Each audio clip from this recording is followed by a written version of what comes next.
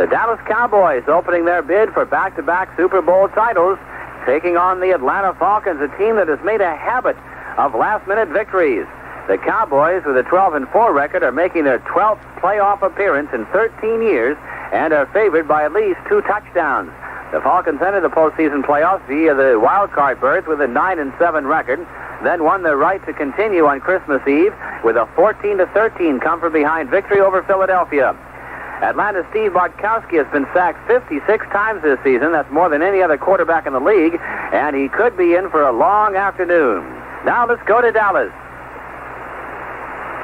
Tim Mazzetti will kick it off. The Atlanta Falcons will kick from our left to our right. It is Larry Brinson going back deep, along with Butch Johnson in twin safety.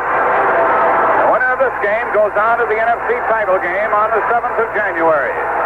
Tim Mazzetti started with the Eagles, ended with the Falcons. Was pending bar before the Atlanta Falcons picked him up, has come on to play a Cinderella role in the Atlanta football story. He's a right-footed soccer-style kicker, and the ball will go to either Johnson or Brinson to get this game started. Dallas heavily favored, and here we go. We hope you enjoy it here on CBS Radio. The kick goes to Butch Johnson. Takes it on the 5, up the middle to the 10, 15, going right to the 20, 25-yard line, 26-yard line, and down he goes. And the tackle for Atlanta was made by the defensive back, Bob Glazebrook, on the first hit of the afternoon. You know, one thing that's going to be interesting to see, Jack, is what kind of an effect the Dallas multiple formation system will have on the blitzing defense of the Atlanta Falcons. They like to blitz a great deal. The one thing that kind of neutralizes all the blitzing is a great variety of offensive formation.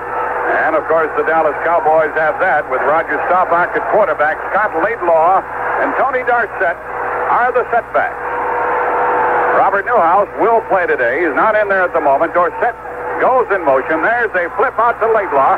He gets the block, comes out to the 31 or 2-yard line for a worthwhile gain for the Dallas Cowboys. On the toss, they got outside and showed on the very first play that they can turn the end of the Atlanta Falcons. One thing that you have to do against Atlanta, especially if you have good outside speed like Dallas has, you have to get outside, and you have to do so quickly from a formation whereby you toss the ball to the halfback or fullback on a quick count and get the ball out to him quickly so he can outmaneuver the fast-pursuing linebackers of the Atlanta team, and that's exactly what they did on the first play of the game. Laidlaw got 5 out to the Dallas 32-yard line. Dorsett is in the backfield with Laidlaw. And here's Staubach to Dorsett over the right side, comes across to the 35, 36-yard line. Looks like it's going to be 3rd and 1. He was tackled by Robert Pennywell, who had made the previous tackle on the sideline on Laidlaw. And now Dallas has been able to get both Laidlaw and Dorsett to handle the ball in the early going, and that's important. Yes, it is. There's a lot of tension going into a big game like this one, and the sooner you get your hands on the football, as soon as you get hit, the better off everybody is. They get a hat on everybody on the first couple of plays. Popped you one right now? I'd feel a lot better if I gave you one instead. We have 3rd and 1 coming up. The ball is out to the Dallas 36-yard line. 3rd and 1. They go into the I formation with Laidlaw up. And here's Staubach on a sneak getting the first down. That's not when you got it back like Dorsett. He starts in motion. You have a real tendency to start chasing him, and Staubach is good size. He can punch it out and get the first down. Yeah, what happened on the play, though, Jack, they were not able to recognize the offensive formation soon enough. They were shifting, and in the process of the shift and in the process of getting down in a 3-point stance, Staubach called a quarterback sneak and took advantage of that movement and got the first down very easily. To his own 39-yard line. A first down, they shift out of the I, back into the I. Dorsett the tailback. A man in motion is Drew Pearson. Here's a toss to Dorsett, tackled in the backfield for a loss on the play, and a big loss at that. Atlanta is not without their rooters, and that was Frank Reed, the safety man. Typical of what Atlanta does to you on defense, and they do it right most of the time. Well, that time they had the flanker to the right side. They sent him in motion to the left side, but Reed was right on the line of scrimmage, and there was no way in the world that you could make that play go because there was nobody there to block Frank Reed, number 28, the strong safety, and as a result, they lost yardage on the play. Drew Pearson comes to the left. Wide receiver is Tony Hill to the right side. It is 2nd down and 15 as a result of a loss of 5 when Dorsett was tackled. Staubach throwing for the first time over the middle. Incomplete and off the fingertips of Drew Pearson, who was slanting into the middle. And had he caught that, I don't think anybody would have stopped him. Well, he didn't, and so that's very unimportant. The big thing was that the strong safety, Frank Reed, was on the line of scrimmage. It was a safety blitz. Everything happened a little quicker than they wanted it to happen.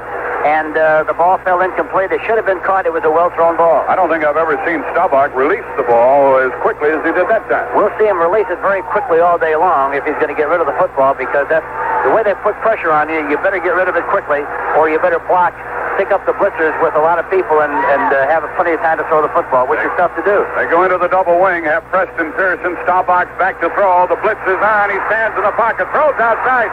Drew Pearson caught it at the 35, down to the 30.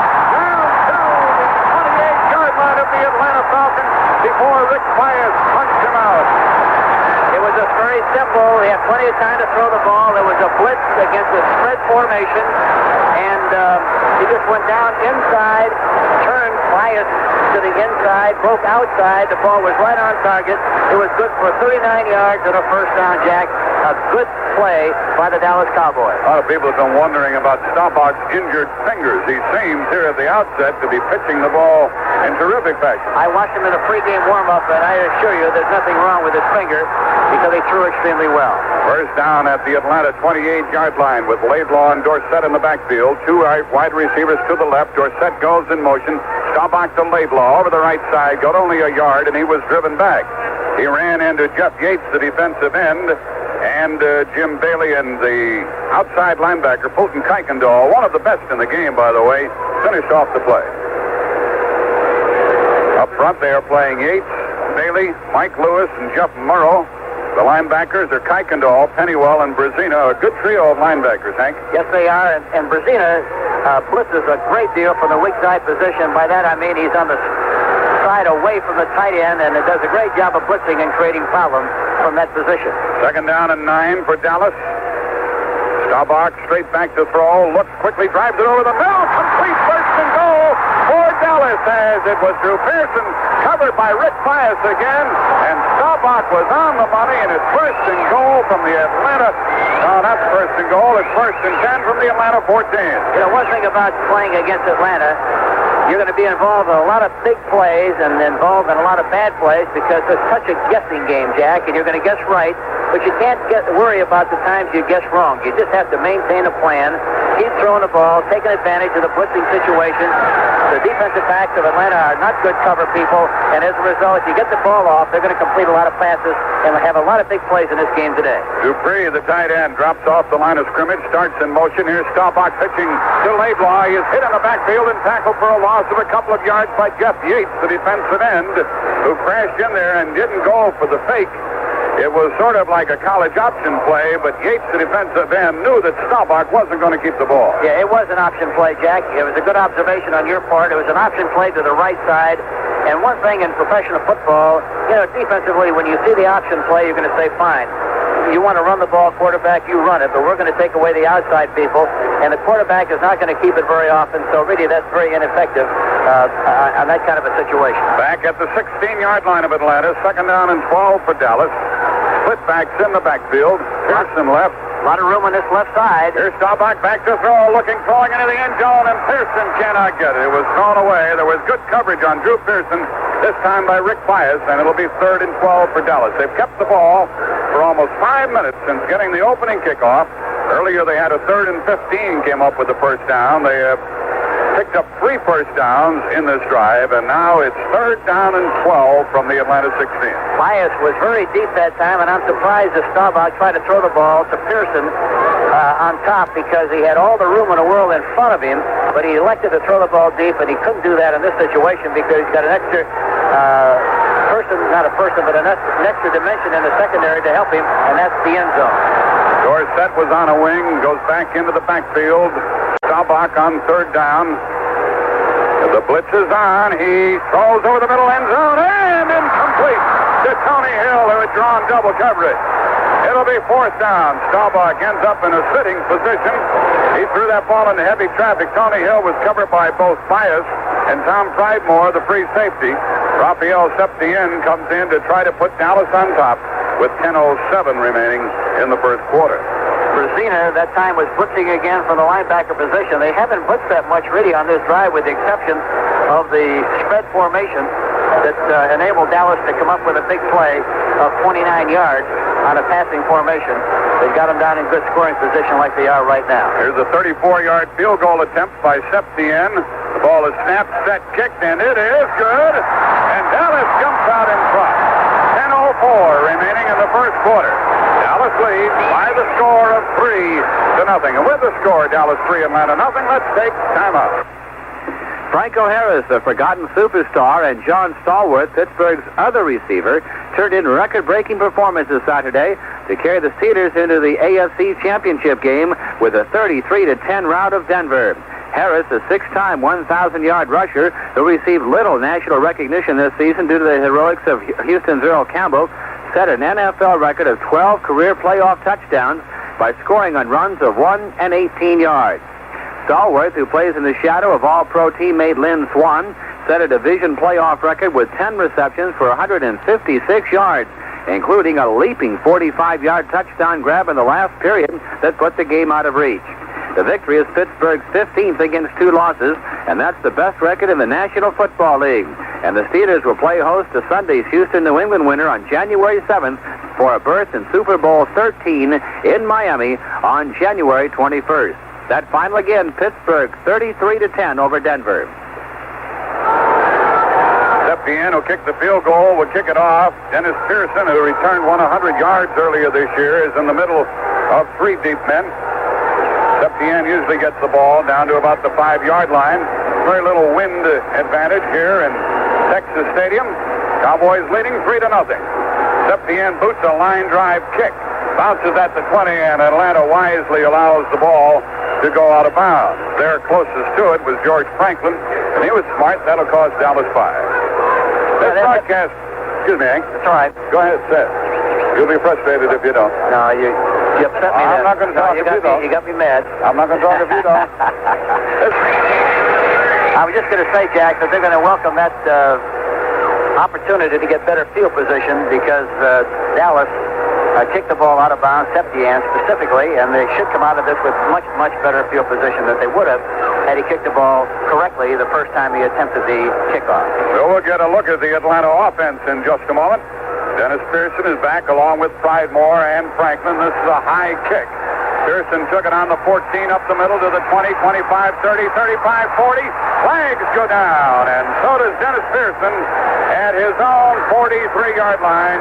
And we probably will have a clip. We do against Atlanta. Boy, it happens so often. Yeah, it really does, and it really hurts the field position so much to start a drive minus 10 or 15 yards that happens on those kind of penalties.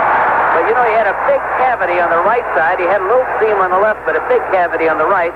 And right or wrong, you have to make a decision to bring the ball back. That time he chose to go left, and really he'd have been much better off to go up the right side because he had a big hole to run through. Hank, why is there so much clipping on those kick returns week after week throughout the long season?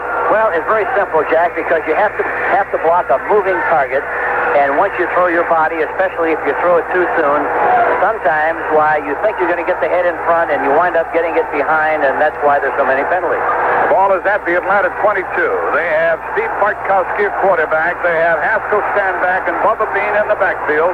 Stand-back now sets up as a wing. It's a double wing formation. Bubba Bean the lone setback, and from the 22, Bean carries up the middle to the 25, to the 30. He got a first down out to the 33-yard line of Atlanta. Finally stopped by Aaron Kyle off the corner. Did they confuse the Cowboys with that double wing? They've been doing that quite often. They send stand-back in motion to the left, and they usually run to the same side of the man in motion. That's exactly what they did that time. He started to his left, came up the seam, had some good running room, and picked up the first down on the play, but it was good blocking by the part of the offensive line of the Atlanta Falcons. Mike Kent, Dave Scott, Van Note, Thielman, and McKinley. 2 wide receivers. They have 3 wide receivers in there. Bartkowski gives to Bubba Bean. He's across the 35 to the 36, 37-yard line. He gained 4. Harvey Martin and Randy White got him. And Bubba Bean has started off in full flight here today. 9:10 left in the first quarter. Clock running. 3-0. Dallas on top. 2nd and 6, Atlanta from their own 37. You know, Mitchell is such a fine receiver that they could use him as a third receiver. He split out left to to the away from the slot side and gives them a three-receiver dimension, but he's the tight end in the formation. On second down, Bartkowski throwing for the first down, throws outside, and it is caught for a first down into Dallas territory. It is caught at the Dallas 41-yard line by Billy Rickman. He had Cliff Harris making the tackle, but more than that, he had Benny Barnes turned around, and Barnes never did see the ball. Well, they were in double coverage. They had a short man and a deep man, and Bartkowski threw the ball as perfectly as you could possibly throw it. It had to be thrown right where it was. Billy Rickman made a beautiful catch over the shoulder, and it's a first down for the Atlanta team. A beautiful drive going so far. Now they got a standback going left. Let's see if they run left again. They do. Bubba Bean then turns it back up the middle. He's hit at the 40-yard line. He gained 2 yards. He was hit by Larry Cole, who is starting rather than Jethro Pugh, and Randy White. It's going to be second down and 8 for Atlanta. They're trailing 3-0. They've got a variety of things that they do for that formation right now. When they stand back in motion, they have run both times, utilized the play twice, ran to the left both times. I'm sure we'll see some other things from it on 1st and 10 situations as we go along. Now they're in a three-receiver situation with Mitchell split out to the left side. Here's Bartkowski back to throw, looking right, throws right sideline, and incomplete. Incomplete at the sideline. And now a flag goes down as Cliff Harris gave the receiver a friendly pat on the head. The official threw the flag for a personal foul. He just tapped him on the helmet, Hank. Yeah, but you supposedly cannot touch the guy above the shoulders, and that's exactly what he did. And he has to pay for it. That's what the rules specifically say. You can't measure the degree of the hit. He was hit on top of the head, and as a result, it's a penalty. Cliff Harris with a head slap and a personal foul against Dallas. 15-yard penalty. Moves the ball inside the Dallas 25 to the 24. Instead of it being 3rd and 6, it's a first down at the Dallas 24. Conduct, 43. He says first down. The fans don't like it, but everybody saw it. And it's in the book. First down at the 24-yard line for Atlanta. Stand back going left again. Now let's see what they do from this formation. He's got a lot of room on the left side. He'd be a good guy to throw to over there. Here's Bartkowski back to throw. Throws it short. It's caught for a gain of a couple of yards. The hit made immediately as it was hauled in by Wallace Francis, and the tackle was made by D.D. Lewis. Charlie Waters has to cover stand back man for man when he goes in motion to the left side. He's got a lot of room over there from that double wing formation. I wouldn't be a bit surprised to see him do a little business over there, Jack, and get the ball to him because he's got a lot of room. Clock is running, 7:35 remaining in the first quarter. A pickup of 2 despite the pass completion. Rickman goes to the left side along with Alfred Jackson, and it's 2nd and 8. Again, the double wing, and Bubba Bean on a draw play. Goes to the 20, tackled, and he fell down at the 19-yard line. It is going to be 3rd down and 5 for the Falcons. And he ran into the arms of Thomas Henderson, the linebacker. Henderson, Bob Bruning, D.D. Lewis are the linebackers. Ed Jones, Larry Cole, Randy White, Harvey Martin up front. Benny Barnes, Aaron Kyle on the corners. Charlie Harris and Charlie Waters and Cliff Harris are the safety men. 3rd and 5 Atlanta from the Dallas 19. Now the 2 setbacks are Bubba Bean and Haskell stand back. The extra defensive back, Randy Hughes, is in for Dallas on 3rd down. Flag goes down, and it was too much time. Delay of game Atlanta. While they were setting up a formation designed to confuse Dallas, they cost themselves 5 yards, and it's going to be 3rd down and 10. Yes, they confused themselves, and here again, they deviated a little bit from their basic personality because they tried to do a little bit what Dallas does by shifting and creating formations. That time they were confused themselves. Took too much time in the huddle and had to pay the penalty of a 5 yard. And that might cost them on a field goal attempt later if Atlanta fails to pick up the first down on this, a 3rd down play from the Dallas 24. 3rd and 10.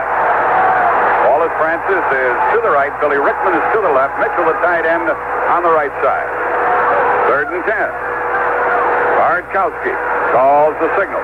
Back to throw. Rolling right. Not much pressure. Looks, throws sideline, and it is caught for a first, close to a first down. Not a first down, however, at the 15-yard line. Now, the receiver was bobbling the ball a bit when he went out of bounds, and Dallas might be arguing about that. Wallace Francis hauled it in, and they're going to measure to see if he made a first down, and it appears he would be short about a yard. I think he made it, Jack. Do you? Yeah, I got the impression that he might have made it. Let's see what they call. But Bartkowski did a great job of rolling to his right and hit Francis on the outside, who made a nice catch on the outside, and it looks like they might have it. We'll see it in just a second. Here's a bad angle. Well, one of us is right and the other's wrong. And you're right. It's a first down inside the 15-yard line. A first down for Atlanta, despite the 3rd and 10 play.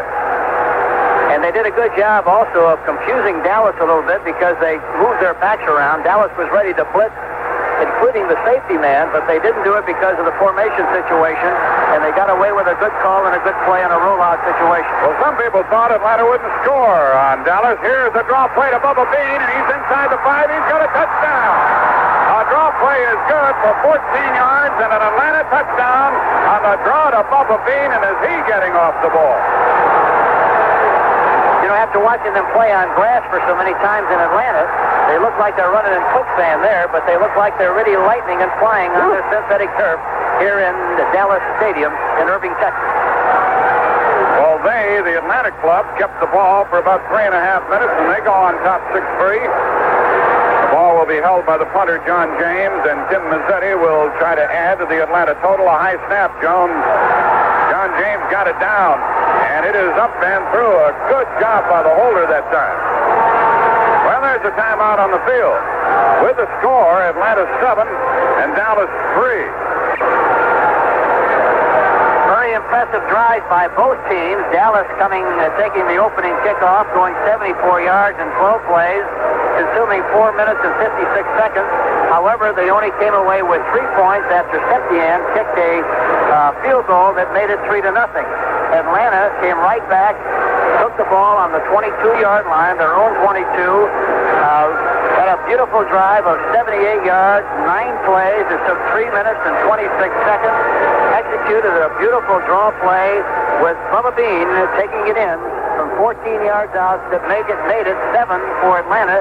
The score now, Atlanta 7 and the Dallas Cowboys 3. But again, both teams very impressive offensively with big plays, good drives, and score on the opening opportunities. Both teams, Dallas with 3 points and the Atlanta team with 7.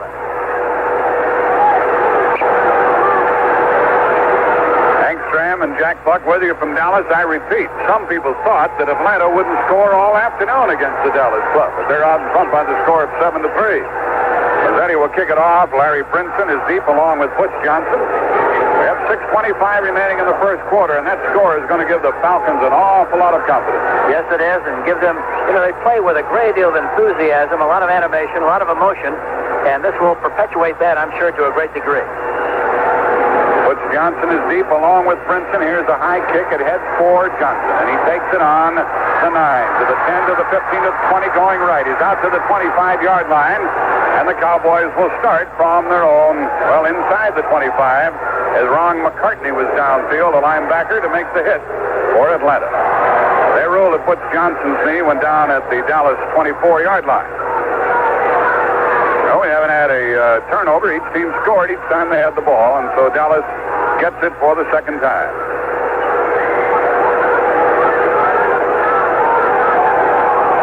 From the 24-yard line, Drew Pearson goes to the right side. Dorsett is on a wing, ships into a setback now with Scott Laidlaw, and on first down, Roger Staubach rolls right on a bootleg. He pops the ball out to his tight end, Jackie Smith. Smith is beyond the 40-yard line and out to the 42. Staubach could have run forever himself. He gave the ball to the 16-year veteran, Jackie Smith, who gets the Dallas first down. Yeah, so they have such a heavy artillery of explosive weapons the Dallas team has. That was a good illustration of it. They ran a bootleg play, and as you mentioned, Staubach could have run and could have still been running and ran right up the ramp that time because there was nobody around. He elected to throw the ball to Jackie Smith, and he picked up a nice first down on the play. Now Pearson comes to the left as they use the 2 tight ends, Billy Joe Dupree and Jackie Smith, from the Dallas 42-yard line. on first down. Staubach again throwing to the sideline, overthrown, incomplete. Coming up with Rick Bias, who will have a busy afternoon covering the outstanding receiver, Drew Pearson. You know, that was a great illustration, Jack. We just saw Roger throw the ball way quicker than he should have, but it's a great illustration of how the Atlanta team will intimidate a quarterback because he expects so much pressure that he tries to get rid of the ball quicker than he should get rid of it, and as a result, that time, he threw the ball way over his head, and it could have been a well-thrown ball had he taken just a little bit more time to plant his feet and throw the ball properly. And now in the tailback spot, well, split backs with Laidlaw and Tony Dorsett, 2nd and 10. Staubach back to throw. Here's the pass outside, overthrown, incomplete to the tight end, Billy Joe Dupree. They were shooting the outside linebacker, Greg Brazina. They cover up pretty well, Hank. Yes, they do. You see, Roger anticipated more blitzing than that on that play. And here again, it was just a one-man blitz with Brazina coming on the split inside. And again, he hurt himself and got the ball on top again, threw it much sooner than he should have. And anytime I think you see a ball go over the top of somebody, Jack, you know that it was released too soon. Preston Pearson checks into the backfield for Atlanta, or for Dallas, excuse me. And he goes off on a wing. And in the shotgun, Staubach back to throw on 3rd and 10. Looks, throws it outside, incomplete. Way over the head of Preston Pearson, who had drawn double coverage. Staubach was blasted as he threw the ball. Kuykendall and the strong safety Frank Reed were both on Preston Pearson, and it's kicking time for the first time this afternoon, and Danny White will do the honors. Billy Rickman, who's a pretty good threat, goes back inside his 20 to get it. That time from the spread formation, they only blitzed one linebacker, and that was Brazina. The other time they were in the spread formation on 3rd down, they blitzed all 3 linebackers. I think Staubach was anticipating that again, got a different look, and here again threw the ball poorly on the play. Low snap. Danny White gets it. Now he's going to run with the ball. He's to the 40, 45, midfield, first down.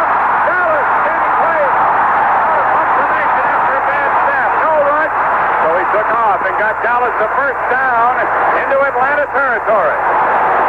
I think he has the option back there, Jack. Anytime that he feels he has an opportunity to run, he can do so, but he better make sure he's right when he makes that decision. He just didn't make it by 1 yard. Yes. But Atlanta had a return on that time, and they were very lax. The contained man on the left side did not pay any attention whatsoever to the kicker. He was trying to get into the wall. There was nobody there, and provided him with the opportunity, Danny White, to make the first down. To the Atlanta 46-yard line. Out of the I formation now. They give us the Laidlaw. Pops it up the middle of the 40, to the 35, to the 30, down to the 25-yard line of Atlanta goes Scott Laidlaw.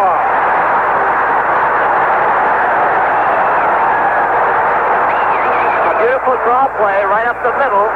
Nothing more than a good shot up the middle. Good running by Laidlaw. And he picked up another big first down. But a great illustration of how important big plays are. And the big play, of course, in this drive was a run by Danny White on a 4th down situation. He ran out of punt formation, got a first down. Laidlaw just picked up 16 to the Atlanta 25-yard line. Staubach on first down with his wide receivers to the right. Dorsett in motion. Staubach gives to Laidlaw again over the right side. He moves down to the 22. He got 3. The last time they ran that formation, Jack, they had a slot to the right, which means both receivers are on the right side of the football, the tight end on the left side. They sent Dorsett in motion to the left. The last time they did that, they ran Laidlaw outside. This time they faked going outside, ran a counter play back inside, and he picked up about 2 or 3 yards in the play. Makes it 3rd and 7. And Wilson Palmaina checks in. On this 2nd down play, he'll try to help with the pass rush. Dewey McClain, additional linebacker, is in for Atlanta. From the Atlanta 22, it is 2nd down and 7. They got a lot of room over here on Bias. They can throw in front of him. Staubach back to throw. He looks and he's rushed. He throws a screen. It's caught by Dorsett. He's inside the 15 and out of bounds. A first down for Dallas on the screen pass to Tony Dorsett. Boy, it looked like once he got by the linebacker, he was going to go all the way. But he didn't really look like Jackie was fully aware of where he was.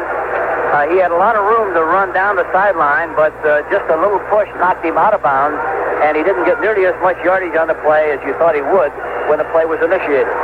It is a first down, however, to the 12-yard line of Atlanta. The last time they were in a comparable position, the Cowboys had to settle for a field goal. They led 3-0. Atlanta came right back and scored. Atlanta's on top 7-3.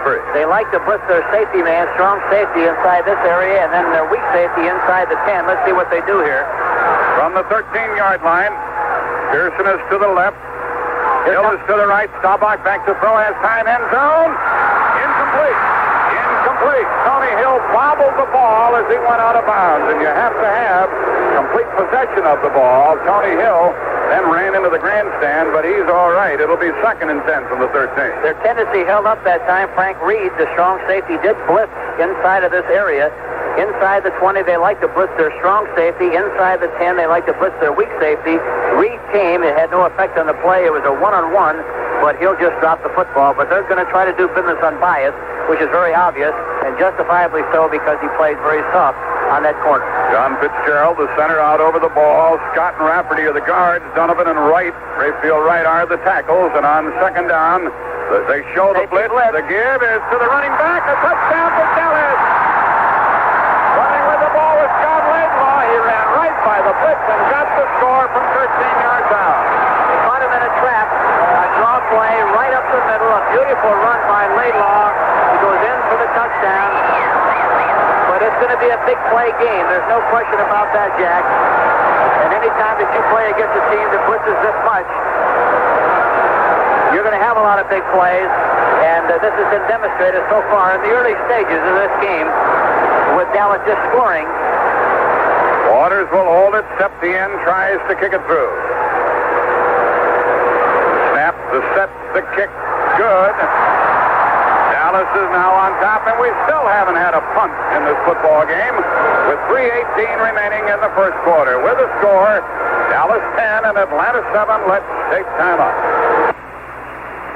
Ohio State Athletic Director Hugh Hindman has disclosed that he had personally fired veteran football coach Woody Hayes for striking a Clemson player, and he says the search for Hayes' successor will start next week. Hindman said he and Ohio State University President Harold Einerson met far into the night following the incident in that Gator Bowl game, and he arrived at the decision. And he told Hayes in the morning at the hotel about the decision. The athletic director said only he and Hayes were present at the time, and he refused to discuss Hayes' reaction or elaborate on the reason for firing Hayes. Hayes flew back to Columbus with the team. The first of the week, according to Hyman, he'll be with the president and others in the terms for setting a procedure for naming a successor. Hayes struck Clemson middle guard Charlie Bauman after Bauman, who had intercepted a pass in the closing minutes of Clemson's Gator Bowl victory over Ohio State, taunted the coach by apparently waving the intercepted ball in Hayes' face. Well, something's got to give. Each team has scored each time they've had the ball. Atlanta will get it for the second time. George Franklin and Tom Pridemore flank Dennis Pearson, who is waiting for the Septien kick. 3:18 remaining in the first quarter, and Dallas leading 10-7 in a seesaw game. Dallas led 3-0. Atlanta on top 7-3. Dallas has regained the lead 10-7. Here's a high kick, and it goes to the sideline, and it goes to Pridemore, and he is across the 20-yard line and moves across the 25, 27-yard line, and the Falcons will go from there. On that last trap play, Herb Scott, the left guard, really made a good trap block that provided Laidlaw to go in for the touchdown of 13 yards, but he caught him in a blitz, made the trap, and when we talk about a trap, it means they permit the defensive lineman to come across the line of scrimmage like nobody's going to block him and then hit him from the side, and that's a trap block. Beautifully executed by Herbert Scott. Mitchell, the tight end on the right side. The give is to the tailback. Stand back, and no gain over the left side. He ran into Harvey Martin and Randy White. And D.D. Lewis was really involved in the play that time. The right linebacker was blitzed right into the play, and he is really the one who made the tackle.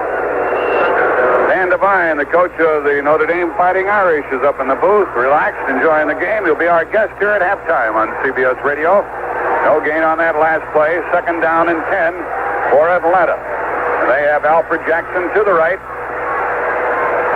with Billy Rickman split left on second down. Barkowski back to throw over the middle and incomplete. Incomplete as he intended it for Alfred Jackson, who ran quite a pattern, but the ball just didn't get to him. He had gotten between the quarterback, Benny Barnes, and the free safety, Cliff Harris. Yes, there was a big seam there, and he was in there perfectly, but the ball was thrown a little bit too high and incomplete. Thanks, Sam. We've been talking about blitzing. This is when Dallas loves to come after you. Yes, they do. They like to come after you, and they're big and they're strong, and they make a real strong commitment to the blitz and put a lot of pressure on you when they do come. 3rd and 10 from the Atlanta 27. They have George Franklin in the backfield and running with the ball out across the 35-40. A first down goes Franklin to the 40-yard line of Atlanta. They caught him in a total blitz, and one of the best things that you can do, Jack, is run outside because the linebackers are going straight ahead. The ball carrier is going sideways, which eliminates the pursuit of the linebackers, who make 60 to 65% of the tackle. And if you can clear that area out, you're going to make a big play. That's exactly what happened on the last run by the Atlanta team. 2 minutes remaining in the first quarter. Atlanta's ball, first down at their own 40. They've made some big third down plays already in this game. They have Bubba Bean in the backfield as Bartkowski back to throw, and he's slipped and tackled for a loss back at the 36-yard line. Henderson got him. And Cliff Harris was blitzing from his free safety position on a 1st and 10 situation. So here again, Bartkowski was not ready for that. They fooled him completely on the play, and they lose yardage, which makes it now 2nd and very long. 2nd down and 17 back at the Atlanta 32. And they'll come again, too, Hank. They're not bashful, the Cowboys aren't. No, they say, here we come, you block us if you can, and it's tough to do. The extra defensive back, Randy Hughes, checks in for Dallas. Mark Washington in there. 2nd down and 17, Atlanta. Bartkowski with Jim Mitchell, the tight end on the right side. Hands off to a running back, and that stand back, he gets to the 35, maybe 36. That's all. It's going to be 3rd down and 13.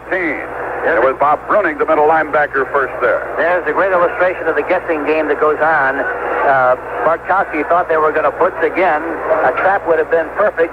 Very much the same kind of a play that Dallas used just a minute ago against them, but they did not blitz. They faked the blitz, ran the trap anyhow, and didn't succeed in making much yardage on the play. Larry Cole and Bruning were both there, and so it's with 50 seconds left in the quarter. 3rd down and 13, Atlanta, their own 36. Bartkowski on a long count. 4-man rush by Dallas. He is hit back at the 25-yard line. Randy Wade and Ed Jones came blowing through there, and they got him. Back at the Atlanta 25-yard line, and the Falcons will have to kick for the first time with John James in there. This game is going to be a big play game, both offensively and defensively. That's been illustrated so far in this contest. But we're going to see a lot of sparks fly here and a lot of fireworks, Jack, before the afternoon is over. It's a good one so far, with Dallas leading 10-7. 25 seconds left in the quarter. Butch Johnson stands at his 35, waiting for the kick from John James, who's been rather inconsistent this year after leading the league previously. Pretty good Dallas rush. He gets it away, and it's a fine kick. It sends Johnson all the way back to the 27. He fumbles. 45. Recovered. Tom Moriarty recovered the fumble right out of the arms of Butch Johnson.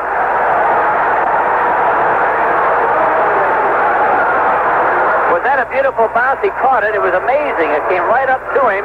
He got it on the first hop just like a shortstop in a baseball game.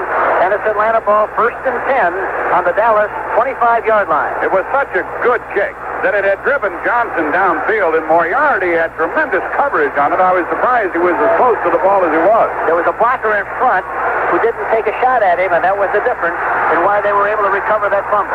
So the Falcons get the ball right back.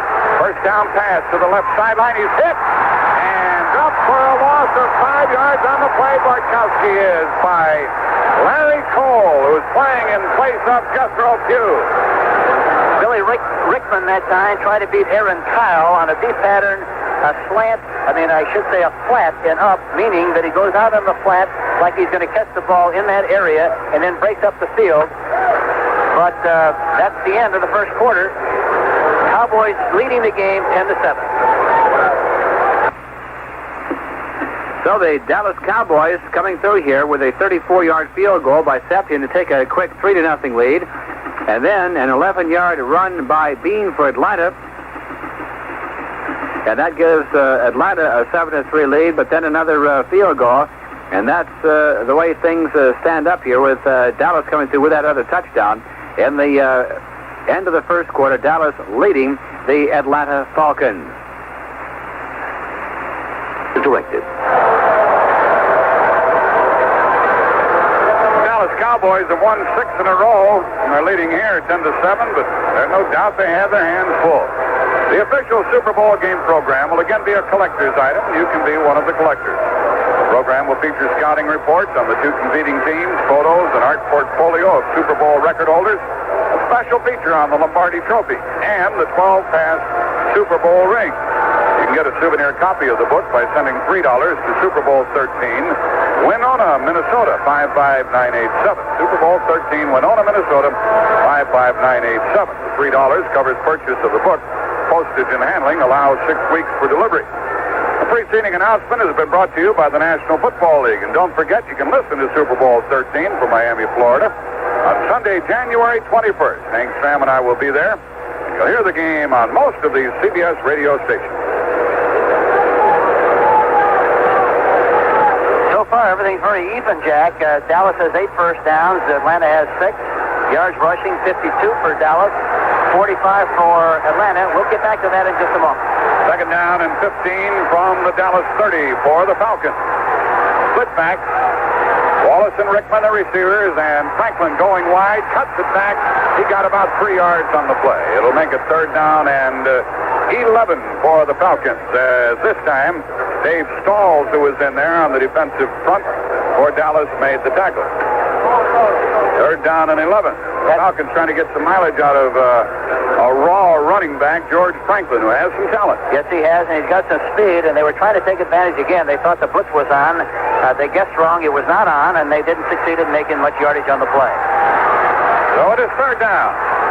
Now let's see if Dallas blitzes. The ball's on their 26. Third and 11, Atlanta. And no blitz. The running play to Franklin. Trying to get outside. Couldn't. He is tackled on the 24-yard line. It is fourth down for Atlanta, and they may try a long field goal attempt. Randy White chased him. Cliff Harris finished him off. George Franklin running to his left with the ball in the right arm again, Jack. He had no way in the world to protect himself. Had he had the ball away from pressure in his left arm while he was running left, at least he would have had an opportunity to use a shoulder or possibly a straight arm. He was handcuffed on the play and was tackled easily. Everybody's in there. Well, they only have 10 men. And we're going to have James holding the ball. And Tim Mazzetti will try a field goal. They're down to 11 seconds now before snapping the ball. A 42-yard attempt. Almost from the middle of the field. And Mazzetti gets it up, and it is good. A 42-yard field goal by Tim Mazzetti ties this game at 10-all. We're early on in the second quarter. 13:26 remaining in the half. And with the score, Dallas 10, Atlanta 10. Let's take time out. Charlie Bauman of Clemson, who was hit by Ohio State coach Woody Hayes, said right after the game, a reporter asked him, he said, what happened? Did he hit him? And Bauman said, yeah, Hayes did hit me. But later in the locker room, after the Clemson coaches had talked with Bauman, he toned down his story. He said, after I tackled, there was so much excitement, I don't know what happened. He said, if it happened, I'm not going to say anything about it. I just walked away. Saturday, Bauman was still shying away from flatly saying that Hayes had struck him. However, television replays clearly showed Hayes coming out on the field about 5 yards or so and hitting Bauman in the throat. When reporters told him Hayes had already been fired for striking him, the 228-pound guard from New Jersey said, I know he's fired, but I want to see the films before I say anything definite. He said there was a lot of commotion, and he might have gotten pushed into me. But again, television replays clearly show that Hayes was out there all by himself and clearly threw a punch at Bauman. Well, the Dallas fumble on a punt cost them 3. A head slap earlier, and unsportsmanlike conduct cost them some points, perhaps. And Mazzetti will kick off with 13 and a half remaining in the half, and the score tied 10-all. We haven't settled anything yet here, Coach. No, it's still jump ball, Jack, very obviously, and this, I'm sure, is a very big surprise to a lot of people around the country because everybody talked like it was going to be a runaway for the Dallas Cowboys, and it's anything but that so far in the early stages of this game. Butch Johnson and Larry Brinson are the kickoff receivers for the Cowboys, playing in front of their home crowd. And here is a high kick going down to the goal line, taken by Johnson out to the 10, a reverse going to the left side, and it's going to be out of bounds beyond the 20-yard line. Running with the ball was Tom Henderson, the linebacker, on a kickoff reverse.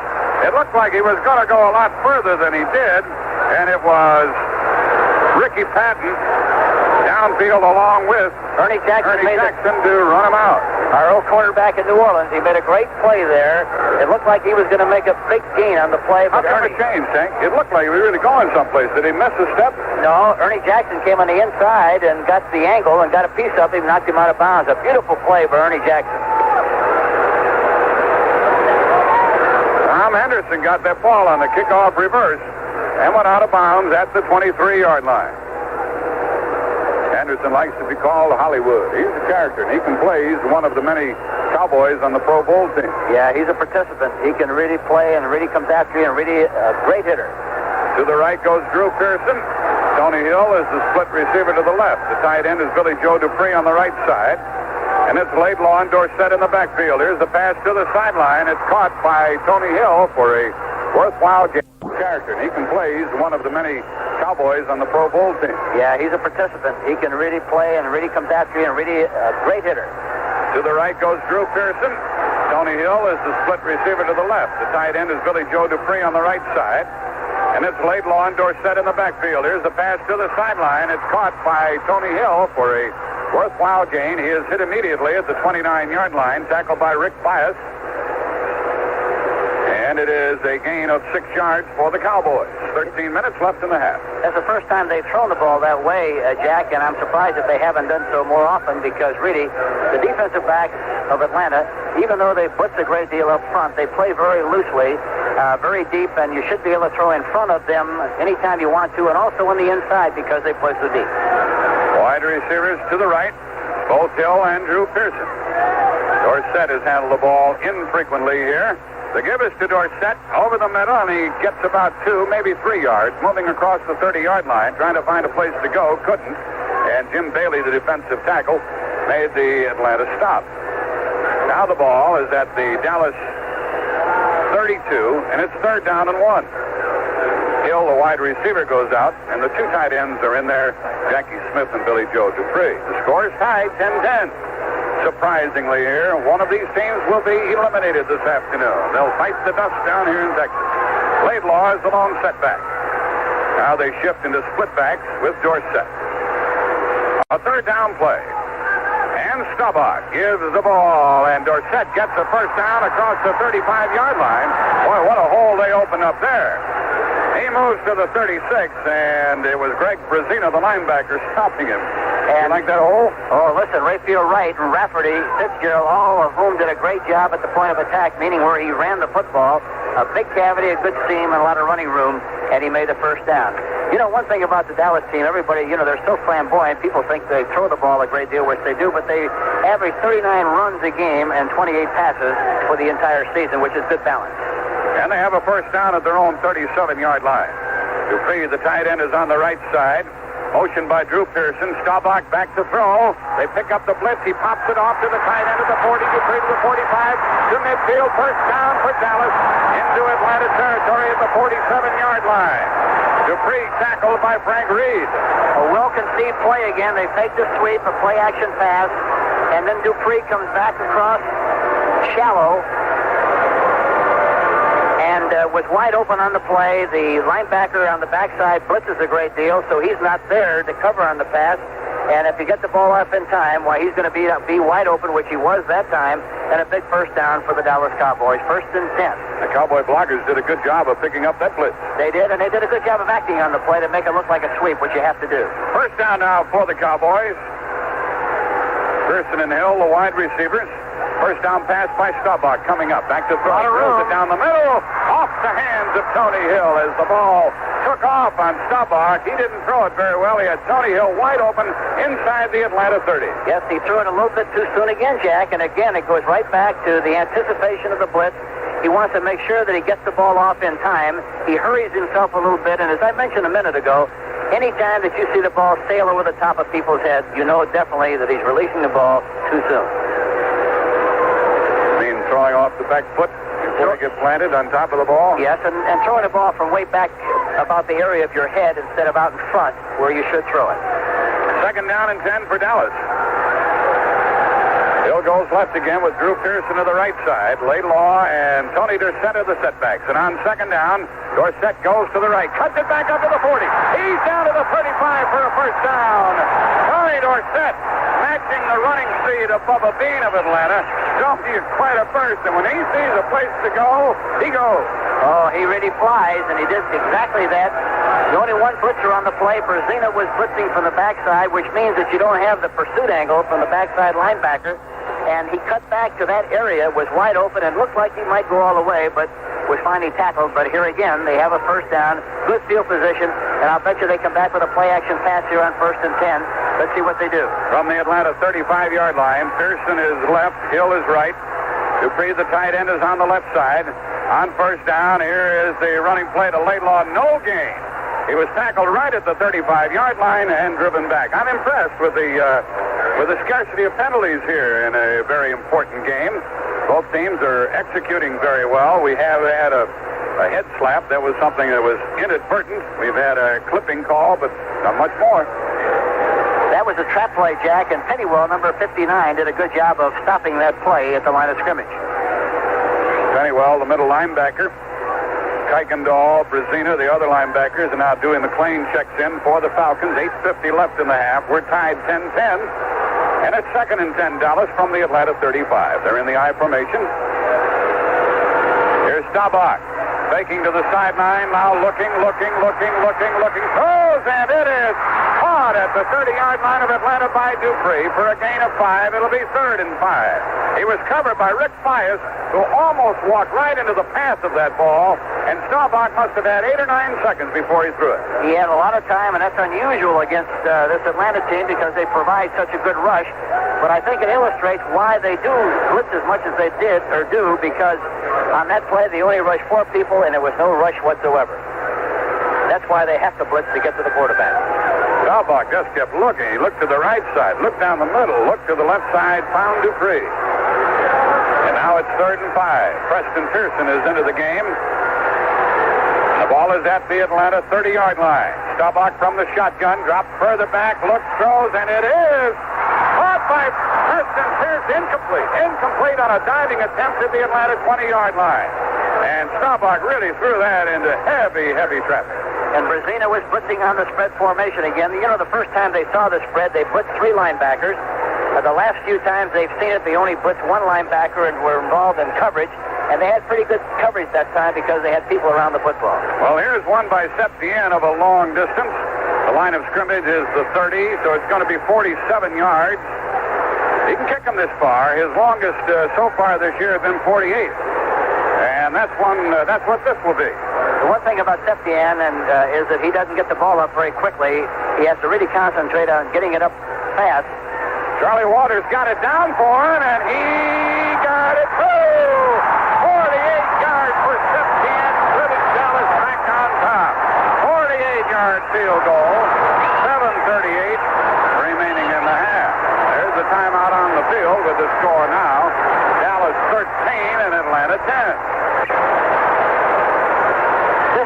This game, going into the game, Jack, we talked about the fact that it would be a big play kind of a game, and it's been exactly that, with a lot of big plays, both offensively and defensively. The Atlanta team has a reputation of doing a lot of blitzing during the course of the contest. They really haven't blitzed that much, with the exception of the one linebacker, Greg Brazina, who comes almost all the time. But the real surprise, I think, really has been the fact that the Dallas team has blitzed quite a few times, including a safety blitz, and it's been very effective for them. But I think any time that you have a lot of blitzing, you're going to see a lot of big plays, both offensively and defensively. You're going to guess right, you're going to guess wrong, but you can't worry about the mistakes that you make. You have to go into the game with a big play philosophy and say, if we catch them in the right defense, why, we're going to make a big play. If we miss, why, we're going to lose yardage, but we can't be discouraged about it. We just have to play according to what we feel we can best do to win the football game, and it's very obvious that's what they're doing. Well, this game hasn't settled down yet. There's been only one punt. We have 7:38 left in the half. Septien will kick it off. And the deep men are Tom Pridemore, George Franklin, and in the middle, Dennis Pearson, the biggest threat of the three. You know, Septien's last kick of 48 yards was the longest field goal in Dallas playoff history. Here's his kickoff. It is high, rather deep. Taken on the 8 by Pearson to the 15 to the 20. He's to the 30. Gets outside to the 35, 40-yard line and out of bounds. A flag goes down. There's going to be a personal foul tacked onto this against Dallas on a slugging or face mask violation. Septien, the kicker, is the one who got him out of bounds and probably saved a touchdown return. Well, it looks like he hit him in the head again. It's one of those things, Jack. It looks like it. Anyhow, let's see what they call. Dennis Pearson ran the ball back to about his own 45, and now they mark the ball down to the Dallas 40-yard line.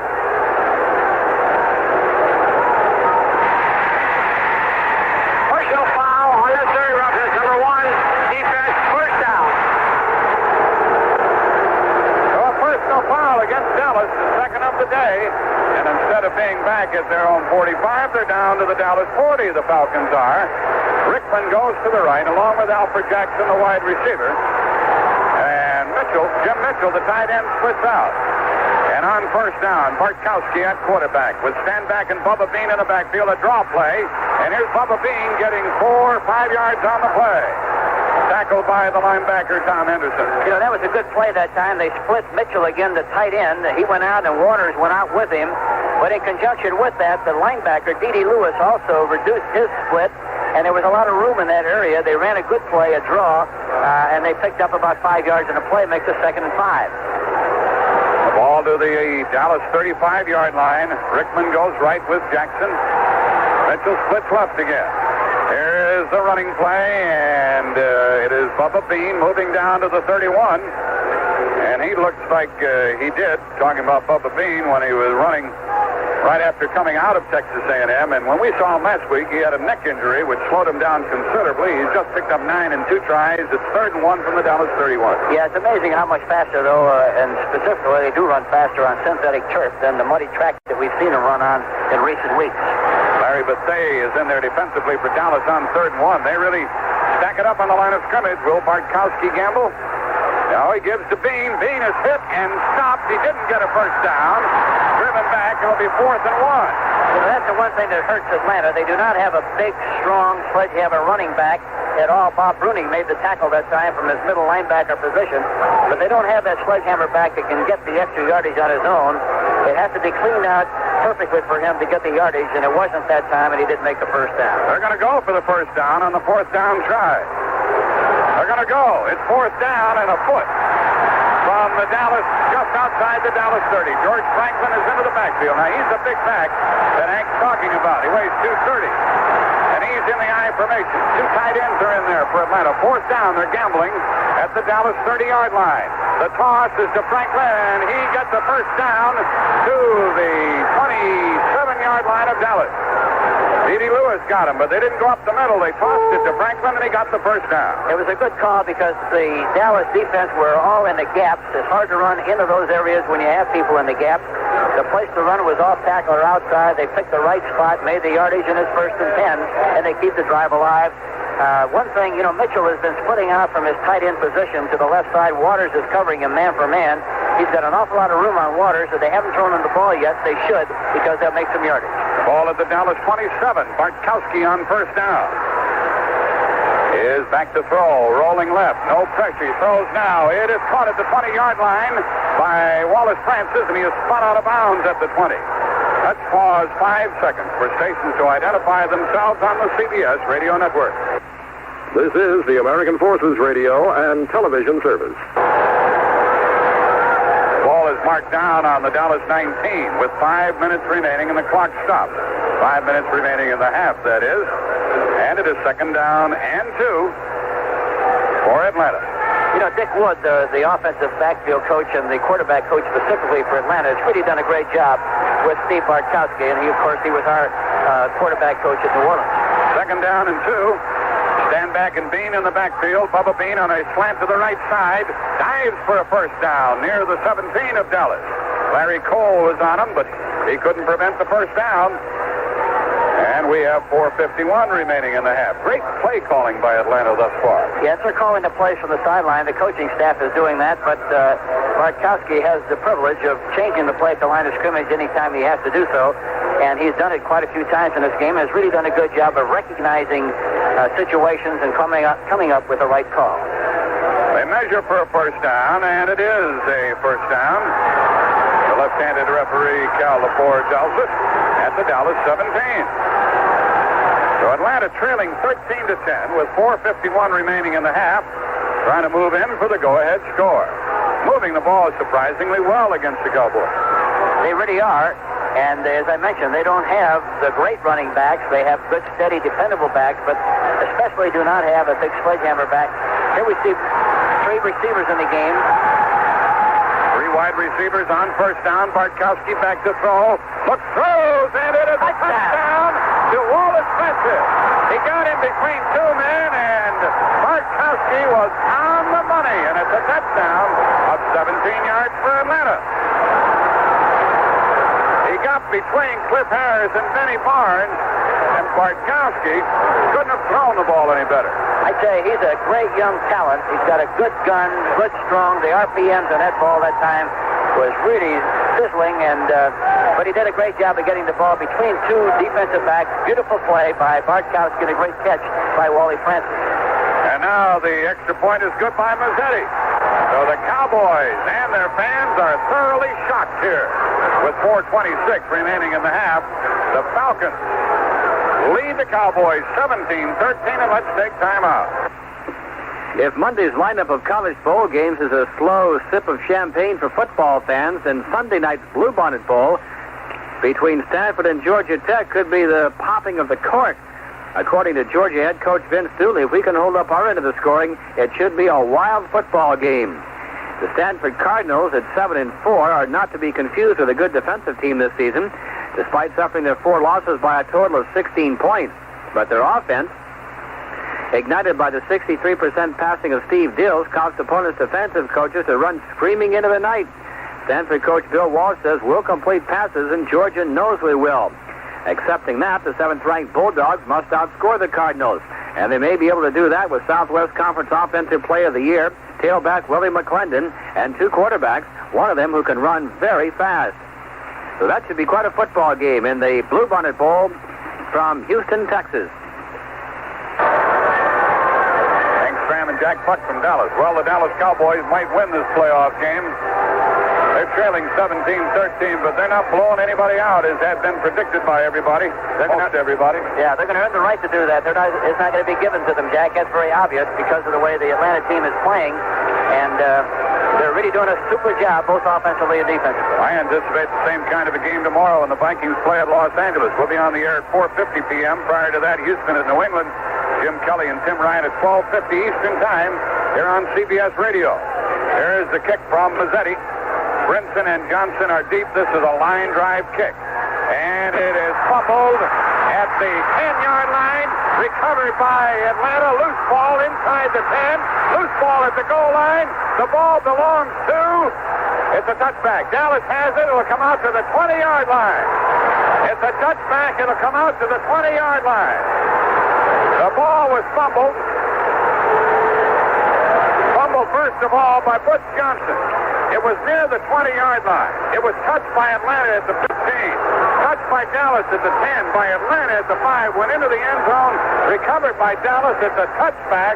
And the Cowboys were really lucky that time. They dodged a bullet there, Jack, because they were in serious trouble at Atlanta. And really, Atlanta had possession, it looked like, and they blew the opportunity to have possession in good scoring position. Finally coming away was Bruce Souther, the linebacker. He saved the day by getting the ball actually outside the goal line, but slid into the end zone, and it's a touchback. Dallas goes from their own 20, trailing by 4 points with 4:12 remaining in the half. And on first down, Staubach with the 2 tight ends starts Drew Pearson in motion. And he gives the ball to Dorsett. Cracks it up the middle. Across the 25-yard line. He fumbles the ball, and Atlanta recovers at the 30. Dorsett fumbled, and Tom Pridemore got it for the visiting Atlanta Falcons. And they could do more damage before the half. Dorsett had gained 6 yards and coughed it up.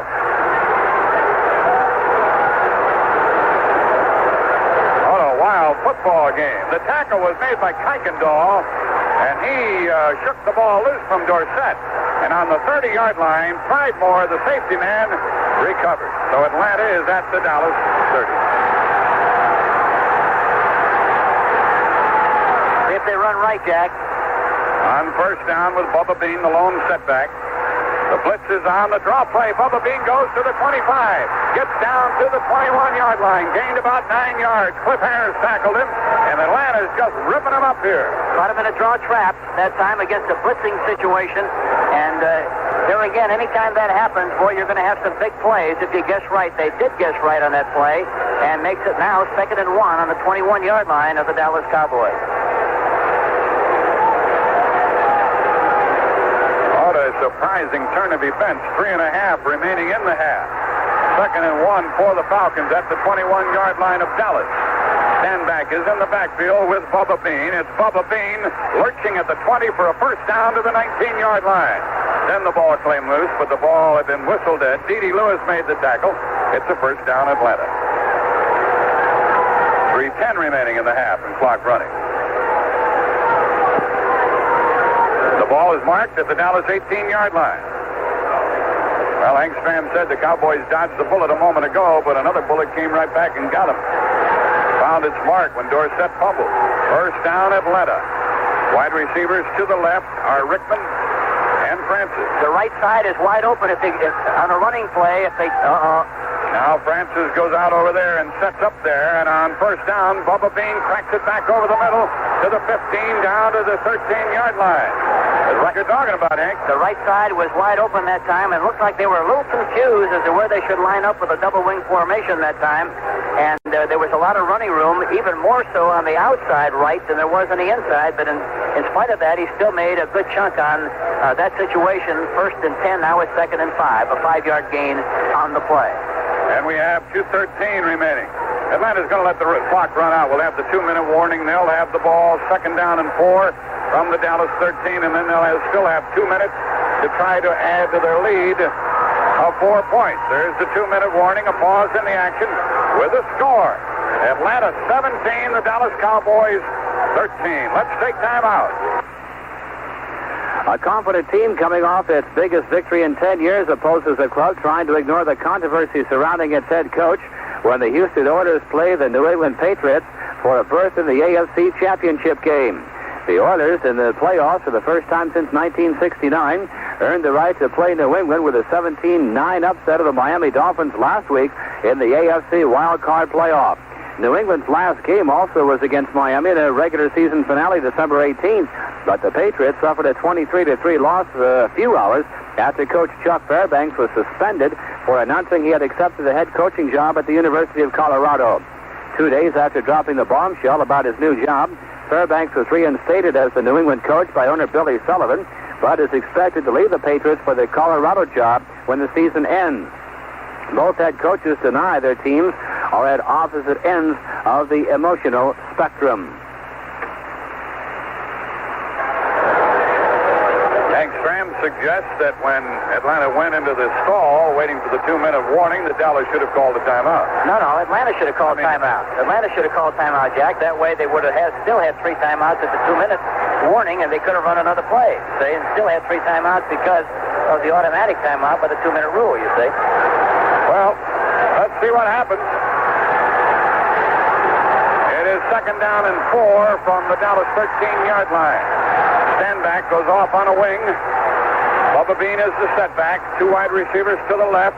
Here's the give to Bubba Bean. He is hit at the 12. He gained only a yard and a half. Cliff Harris came up along with Tom Henderson, both out of the secondary. Henderson, the linebacker, and Harris, the safety man. And they were gambling that Atlanta wasn't throwing. The ball's at the 12, and it is 3rd down and 4 for Atlanta. I can't understand why they don't throw the ball outside the standback when he goes in motion, because Waters, the strong safety goes out into that area, gives them a lot of room, and they ought to be able to throw in front of Waters anytime they want to, but they haven't done so yet with that double wing formation. With 1:30 remaining, the officials have called a timeout, so let's take a moment for this message. In college basketball action on Friday night, a big upset. Ohio State knocking off the nation's top-ranked team, the Duke Blue Devils. It was 76-all at the end of regulation, but Ohio State got them in overtime, 90-84. Mississippi State upset 10th-ranked Louisville, 80-73 to win the championship in the Louisville tournament. 4th-ranked Michigan State defeated Oregon State 65-57 in the Far West Classic semifinals. 5th-ranked North Carolina beat Dartmouth 86-67. 6th-ranked Illinois slid by the College of the Ozarks 88-82. Number 7 Louisiana State downed Colgate 100-73. 8th-ranked Michigan beat Texas at El Paso 60-54. Number 9 North Carolina State took Penn State 80-58.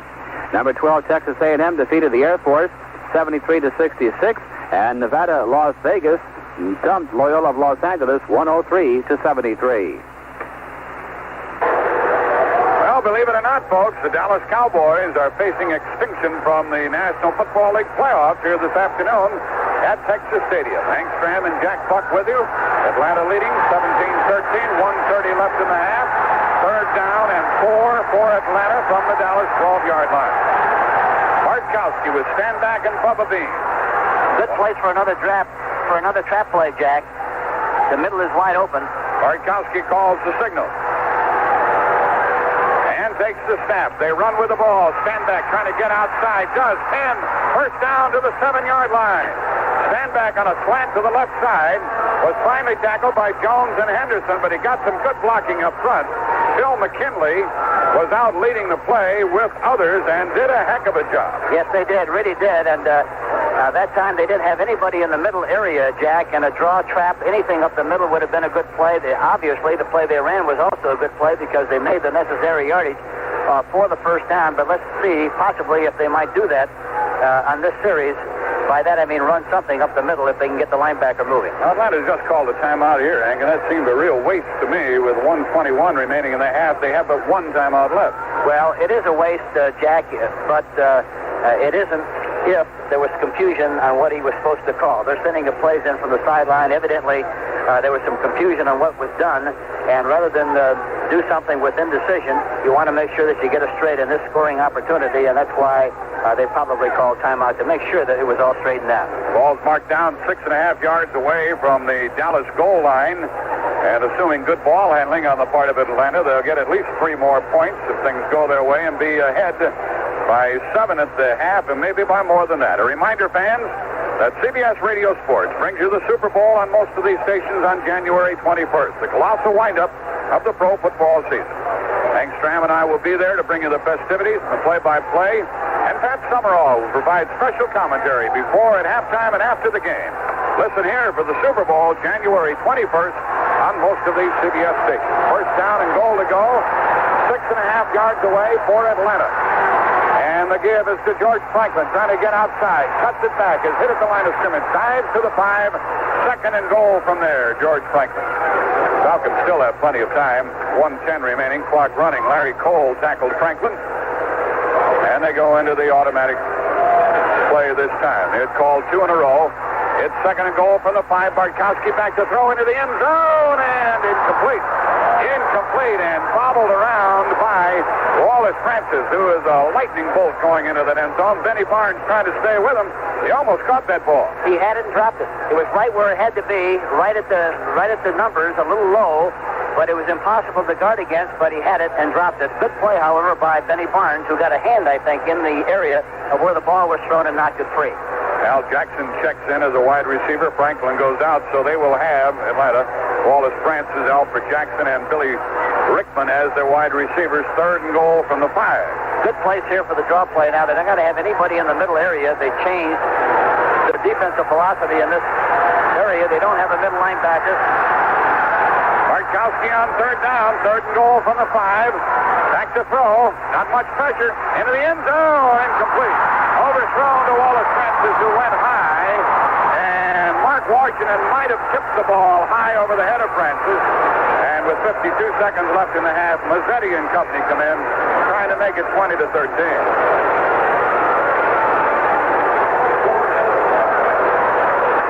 Mazzetti kicked a long one a moment ago of 42 yards. The ball will be held by John James at the 13, at the 12-yard line. 22-yard attempt is up and good. Atlanta keeps piling up points.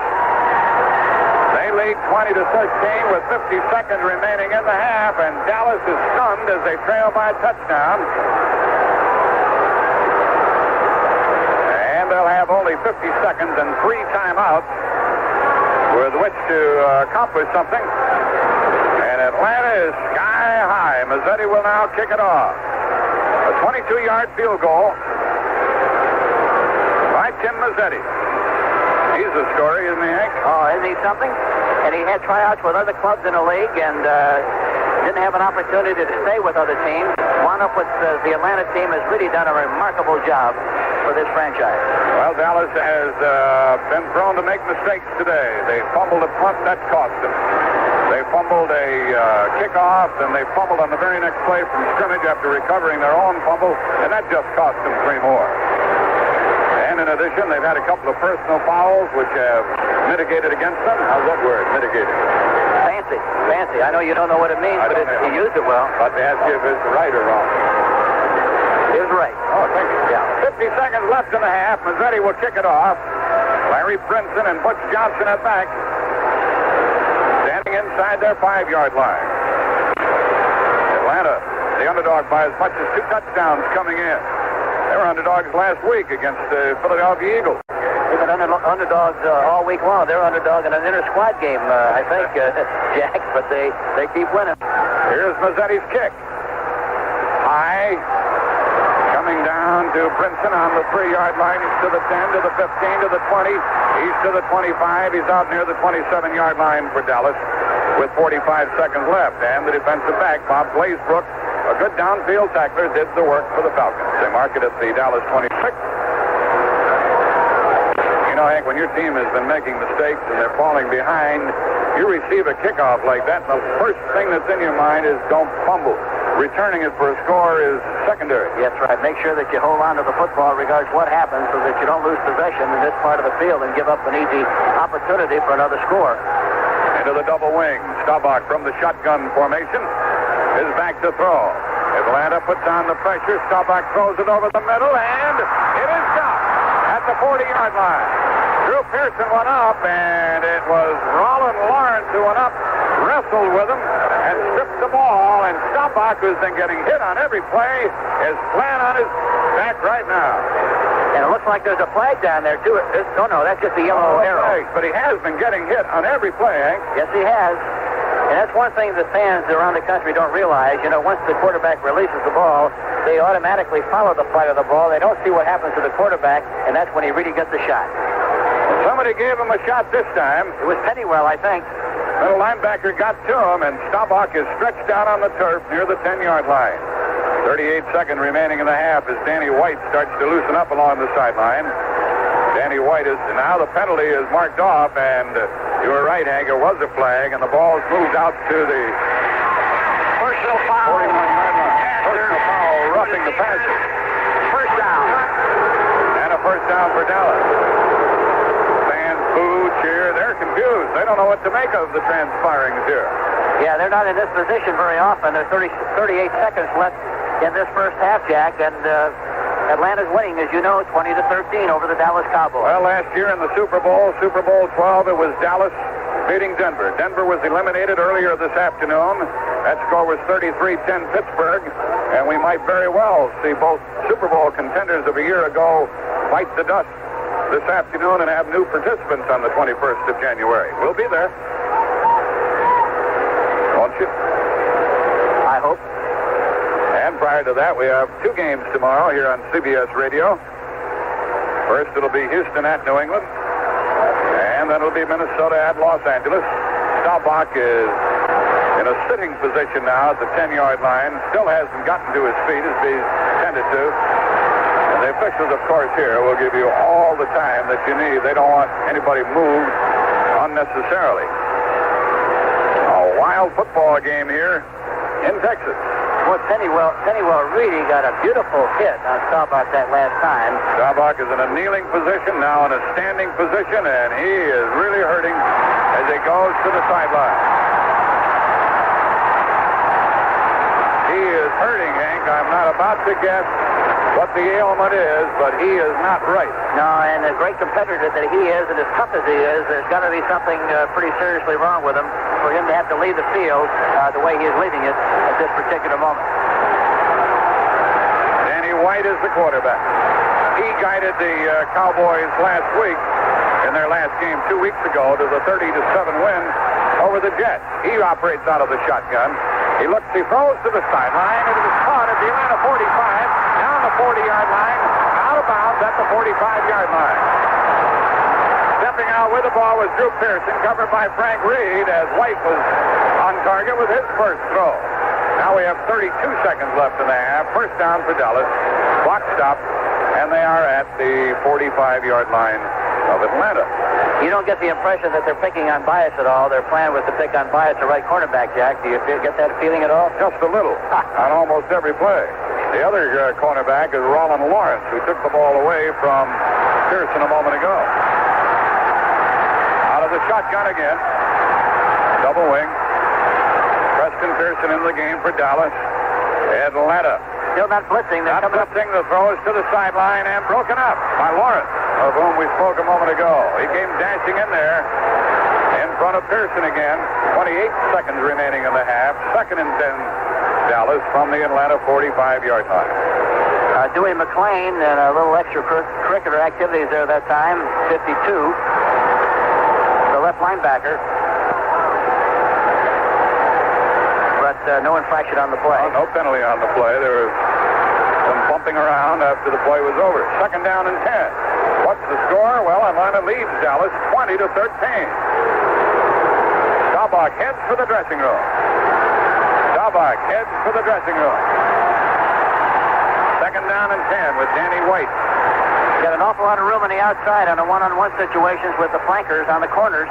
Here's White back to throw. There he is. Looks, he throws, and it is caught at the 35 by the tight end Dupree. And 21 seconds remaining. It's not enough for a first down. Let's see where they marked the ball. They gave him a little more forward progress than I thought he had. They stopped the clock to measure for a first down, and that really helps Dallas because they have only one timeout remaining. Yes, definitely so, and Kuykendall that time looks like he was hurt on the play. I don't know what was wrong specifically, but he is. And here comes Frank Reed, the safety man, to the sideline looking for some medical help. They're going to measure to see if Dallas has a first down in the area of the Atlanta 30-yard line. They're already within likely field goal range for Septien, who kicked one earlier of 48 yards. Now they're short on a first down. The Cowboys are. Only 21 seconds remaining in the half. Roger Staubach has been injured. He has left the playing field, retired to the dressing room. We'll have to wait a word on the injury, and we'll have to wait word as to whether or not we'll see him in the second half of this game. Meanwhile, the 4-year veteran, Danny White from Arizona State, this being his 4th year, 6'2", 192, is the quarterback. Cowboys have only one timeout remaining, and they cannot squander it. White out of the shotgun. Here comes the blitz. Bad snap from center. White picks it up, and he is tackled with 18 seconds remaining. They were coming, and he got a bad snap, and now Atlanta has recovered the fumble. A fumble by White with only 16 seconds remaining. The linebacker, Dewey McClain, got the ball. Another Dallas mistake. You know, I'm sure that we'll see if Danny White plays in the second half, I'm sure that we'll see a lot more blitzing in the second half by the Atlanta team against the quarterback. Any more than they have? Well, they haven't blitzed that much, really, Jack. They total blitzes I'm talking about. Brzezina's blitzed single blitzes, but total blitzes, they've done that maybe 4 or 5 times in a ball game, and that's about all. Atlanta leading by 7, 20-13, probably will be content to run it out. And the Cowboys won't be able to do anything about that. Atlanta has the ball at their own 45-yard line, first down. White got a bad snap from center and then lost the ball. Dallas goes into the prevent defense, and Bartkowski airs it out, throws it long downfield, and it is incomplete inside the 10-yard line. And inside the 10-yard line, there are no less than 3, 5, 8 players. That time, Jack, we saw the Big Ben play, is what you saw. 3 receivers on the outside, all of whom went straight down the field with the anticipation of getting a jump ball situation, getting a deflected ball possibly, coming up with a football like they did against the New Orleans Saints to win the game in the waning seconds twice against the New Orleans Saints. That was what they call that play, the Big Ben. 3 receivers on one side, throw the ball up in the air, and hope somebody comes out down with it. Ball still at the Atlanta 45-yard line. Here it is again on the left side. 3 wide receivers all to the left side. And it is Bartkowski back to throw. He looks and airs it out again down inside the 20. And it is intercepted by Dallas with no time remaining on the clock. Intercepted by Randy Hughes. And the gun is sounded. What a revolting turn of events as far as the Cowboys and their fans are concerned. And by the way, another player is down for the Cowboys. Randy Hughes, who intercepted the ball, is slow in getting up, and he needs medical attention. So not only are the Cowboys trailing, but they appear to be getting the worst of it from a physical viewpoint. There's the gun, sounding the end of the first half with a score. The Atlanta Falcons 20, the Dallas Cowboys 13. Thank you very much, Dan. Dan Devine, the head coach of the University of Notre Dame. The Cotton Bowl is at 2 p.m. Eastern Time. The broadcast here on CBS Radio with Connie Alexander and Tom Hedrick. Still no word on Roger Staubach. He was being examined during the halftime, and they've given out no word. And here is the kickoff forthcoming from Septien. And Dennis Pearson waits for it. It goes to Pridemore. He takes it on the 13. He's to the 20, slanting to the 25-yard line. Cuts it back up. Did not get to the 30, and there goes the flag. A flag is down, and the Falcons have the football here at the outset of the second half. Hank Stram, the Dallas Cowboys have let the Atlanta Falcons know that they, the Falcons, can win this football game. Yeah, there's no question about that, and it's going to be a tough second half, really, for both teams because there's a lot of fireworks remaining, I'm sure. You know, it's difficult on these kickoff returns and punt returns. Invariably, you know, anytime you see one come back, why, invariably there's going to be some kind of a penalty. As we mentioned, it's very difficult, Jack, to block a moving target. Sometimes you think your head is in front of the person that you blocked. It winds up in the back of his body, and as a result, there's a clip on the play. Atlanta had good field position. Now they're back to the 14-yard line, 1st and 10. Oh, what a wild game this has been. There was only one punt in the first half, and Dallas fumbled that one. Atlanta kicked only one time, and Dallas hasn't punted at all. The ball is at the 14-yard line after the penalty mark-off for the clip. Here's the give to the tailback, Bubba Bean. He gets a yard, that's all. And I'll say this for Bubba Bean, in the first 30 minutes, he really gave Atlanta a lot of spark. Ed Jones, the tackler, on the last play. Flag down on the play. I don't know what it was, but there was a flag down on that last play, Jack. I think a legal procedure on the part of Atlanta. Bubba Bean had gained only a yard, so they talk it over with the Dallas defensive unit. They're going to mark it off further back. Yep. Cal Lepore is the referee. Did you glance at the statistics in the first half, Hank? Aside from the lack of punting, what impresses you the most as the ball is now marked back to the Atlanta 7-yard line? Well, actually, it's pretty even. Atlanta has 11 first downs. Dallas has 13. Rushing yards, Atlanta 97. Dallas 81. Passing yards, Atlanta 74. Dallas dominates that category, 129. Total net yardage, 171 to 210. Dallas has a little advantage in that category, but they're behind in the game. Here's the running play to Bubba Bean, and he is wrestled down for a loss of another yard. As the play started from the 7, he is tackled back on the 6-yard line, and the pressure is really on now by the Dallas Cowboys, and it is going to be second down, 18 for Atlanta from their own 6-yard line. We just got word, Jack, that Roger Staubach did receive a concussion and is not expected back in this game. Let me say this. Even if he doesn't come back, and Atlanta wins this game, his absence won't detract from the Atlanta victory. No, I don't think so. Not the way things went in that first half. It's second down and 18 for Atlanta. Bartkowski hands off to Bubba Bean again. Moves across the 10 near the 11-yard line, but that's all. It's going to be third down and long. Third down and 12 for Atlanta coming up. Harvey Martin was in on that stop along with Randy White. Now they mark the ball back at the 10-yard line, so it's third down and 14. They present the news on the board to the fans here that Staubach has a concussion not expected back in this game. He was hurt when hit by the linebacker Pennywell.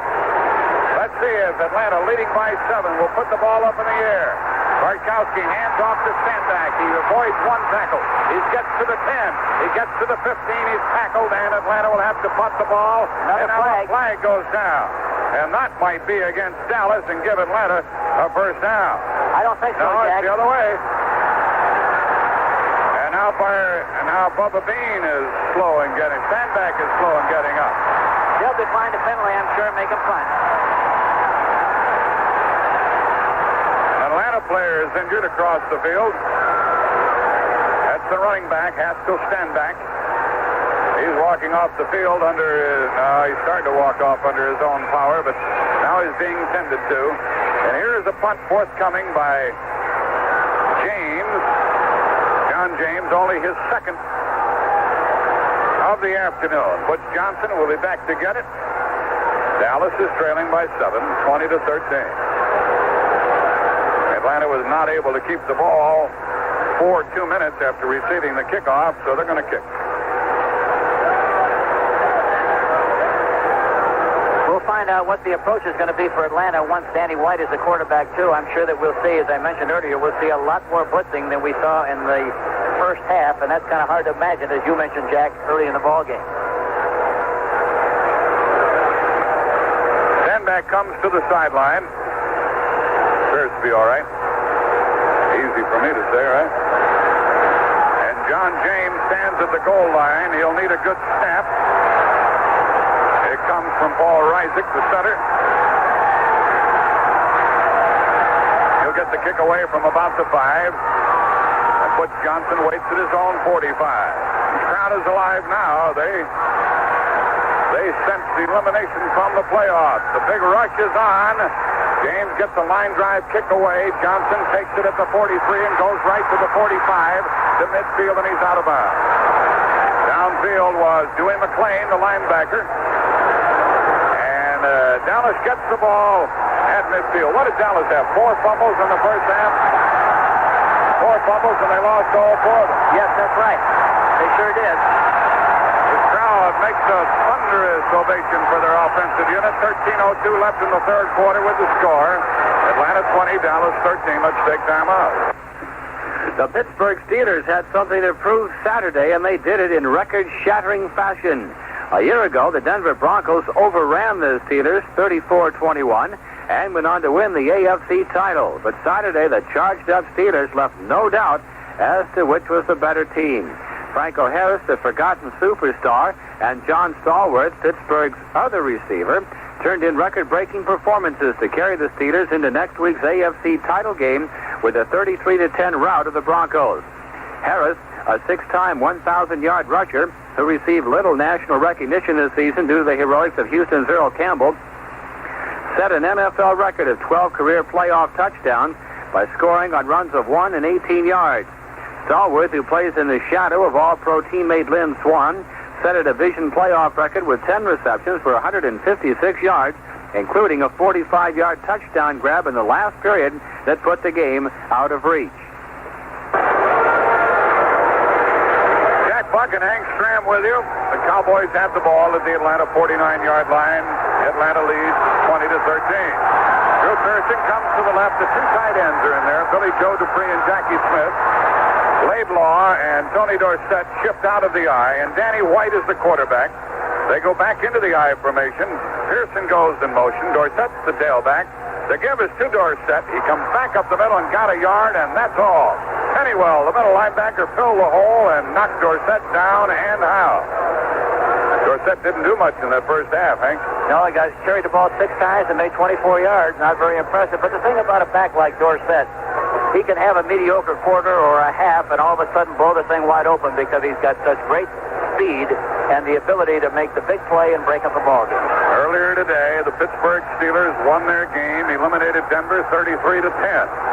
Could it be that both Denver and Dallas will be eliminated on the same day? Here's second down and 9 for Dallas, and White's back to throw. He's hit as he throws it long, underthrown, and intercepted by Roland Lawrence. Lawrence has the ball at his own 14-yard line. A big rush primarily by Edgar Fields, the defensive end, and he blasted White as he threw and caused the ball to be underthrown and intercepted. So Atlanta gets the ball at their own 14, 12-16 remaining in the third quarter. A timeout on the field with the score, Atlanta 20, Dallas 13. This is going to be quite a challenge for the young quarterback, the 4-year pro from Arizona State, Danny White, who is going to occupy the quarterback position for this Dallas team the second half of this playoff game against Atlanta. As everybody knows, they're behind. Dallas is 20-13 at this stage in the third quarter. That time he was back to throw a play-action pass, was hit as he threw the ball, did not have enough stuff on the ball. It was intercepted by Lawrence, and now the Atlanta Falcons have possession, 1st and 10 on the 14-yard line, exactly where they started their drive on the opening kickoff of the second half. They didn't succeed in making any yardage on that first drive. Were forced to punt. Now they start all over again on the 14-yard line. And this particular situation, one thing that's very surprising is that they've been splitting their tight end away from their slot formation. Slot formation meaning that both outside receivers on the right side, but they haven't thrown the ball at all to Mitchell. We'll look for that to happen in the second half. Again, the Cowboy fans implore their defensive unit to get the job done. First down Atlanta at their own 14. And they send the running back Ricky Patton off on a wing. If they run right. Is not in here. Here's Bubba Bean running right. Running right. He cuts back at the 15, gets out to the 17-yard line. He's down to the 18 and blasted by Randy White. Bubba Bean is piling up some yardage. The other running back at this time is the rookie out of Jackson State, Ricky Patton, filling in for Haskell Standback, who is along the sideline at the moment. Bubba Bean got 4. It's 2nd and 6 from the 19-yard line of the Atlanta Falcons. Bubba Bean has carried the ball 6 times for 66 yards, Jack. 16 times for 66 yards. 2nd down and 6. Wallace Francis off on a wing. Bartkowski back to throw. Looks, throws it long down the sideline, and it is incomplete. Almost intercepted. Charlie Waters had it and dropped it. He should have made that interception. That would have been a big play for Dallas, but he had an opportunity to make the big play, but he didn't succeed in getting it done. It'll be 3rd and 6 for Atlanta. Bartkowski that time rolled to his right with the express purpose of throwing the ball back to the backside of the formation, hoping to get man-on-man coverage with a halfback on a linebacker, and he threw it there regardless of what the coverage was. He frequently does that, Hank. Once, twice, 3 times during the game. If he can't find that first one, he just unloads it, doesn't he? Yes, he does. 3rd down and 6 from their own 19 for the Falcons, who lead by 7.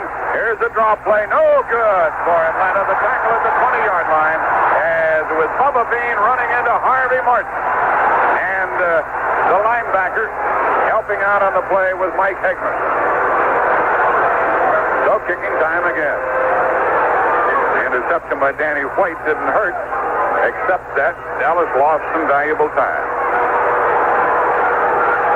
It's James back to punt for the 3rd time today, and Butch Johnson standing at his 40. James will touch it off at his 10-yard line.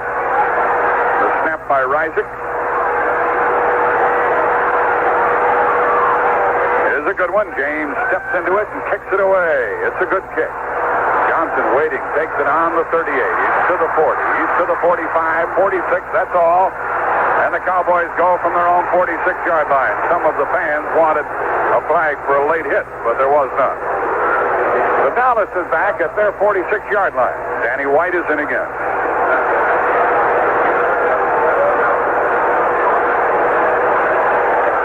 We've had no scoring here in the first 4 minutes and 20 seconds of the third quarter. You know, the last time they had the ball, Jack, on the 49-yard line was the best field position they've had all throughout the ball game. Now they get another good opportunity on the 46, but they didn't generate any points from the last opportunity. Two tight ends for Dallas, Smith and Dupree. White on first down, starts Dorsett in motion. Tosses to Laidlaw, running right, trying to get outside, gets a couple of yards, goes to midfield. He picked up 4 before he was stopped. Laidlaw finally stopped by Tom Pridemore. Laidlaw is a 4-year veteran, 5 years now out of Stanford. 6-footer, 205. We haven't seen Robert Newhouse, although he is available to play. They might be saving him for the senior prom, but there may not be any prom this year for the Cowboys, Hank. Yeah, that's exactly right. There might not be a dance. The ball's in midfield, and it's second down and 5 for the Cowboys. Laidlaw got 5. Wilson Balmoina checks in defensively, playing over center for Atlanta. The corners are still giving the outside receivers a lot of room of Atlanta. I'm surprised they haven't thrown more in front of the defensive back. Laidlaw is tackled, no gain on the play. They tried the trap play. It didn't work. Kuykendall, the outside linebacker, crashed in there, tackled Laidlaw right in his tracks, and it'll be third down and 5 for the Cowboys. 9:35 left in the third quarter. This game surprised you, Hank? Very definitely. Why? Well, I really didn't think that the Atlanta team would be able to move the ball as impressively as they have against the Dallas defense, very frankly. Now it's Danny White, quarterbacking. Staubach is injured and out. Third down and 5. White straight back to throw. Pops it to the sideline. Caught for a first down by Drew Pearson in front of the cornerback, Rick Bias. Hank, you've been talking about that all afternoon. That's the second time they've tried it. They completed both passes, that time for a big gain, but I assure you, Jack, they can do that anytime they want to, and especially on first down. And now it's a first down at the 41-yard line of Atlanta. Let us pause 5 seconds for stations to identify themselves on the CBS Radio Network. This is the American Forces Radio and Television Service.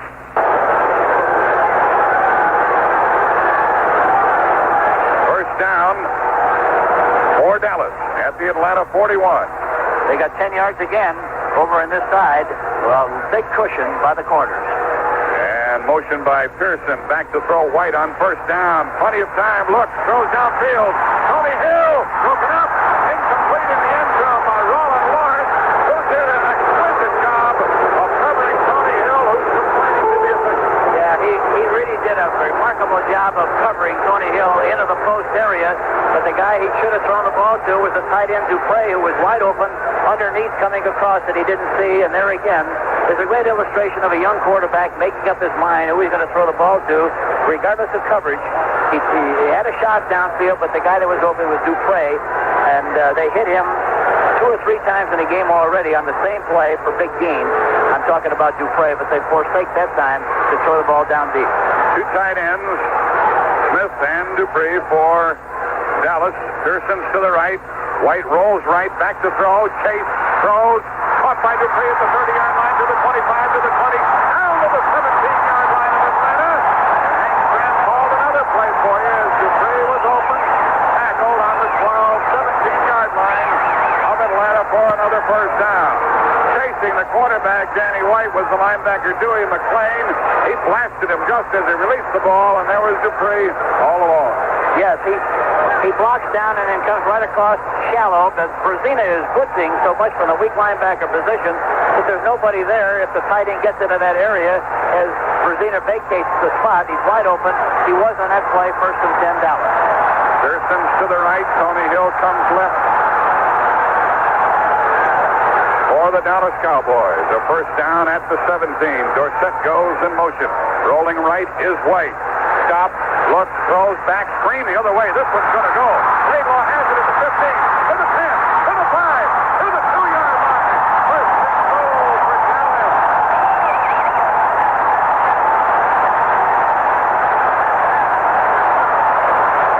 What execution by Danny White. Beautiful rollout. He acted the play out extremely well. Rolled to his right, threw way back across to Laidlaw, who was wide open. Screen to him, and he almost took it in for the touchdown. The ball is on the 2-yard line. First and goal on the 2 going in for Dallas. The saving tackle made made by Kuykendall and Pennywell, the linebackers. First and goal, Dallas. They trail by 7. They're on the 2-yard line of Atlanta. They're in the I formation with Laidlaw and Dorsett. They shift now into split back.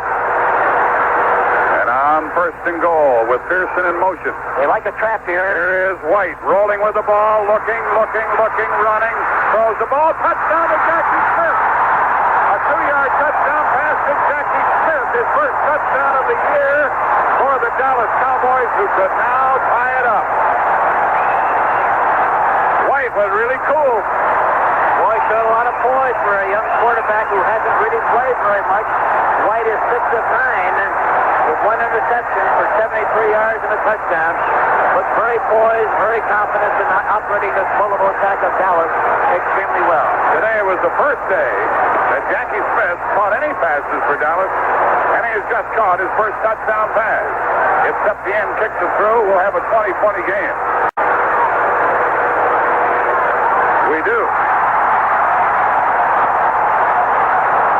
7:07 remaining in the third quarter, and now with the score, Dallas 20 and Atlanta 20. Let's take time out.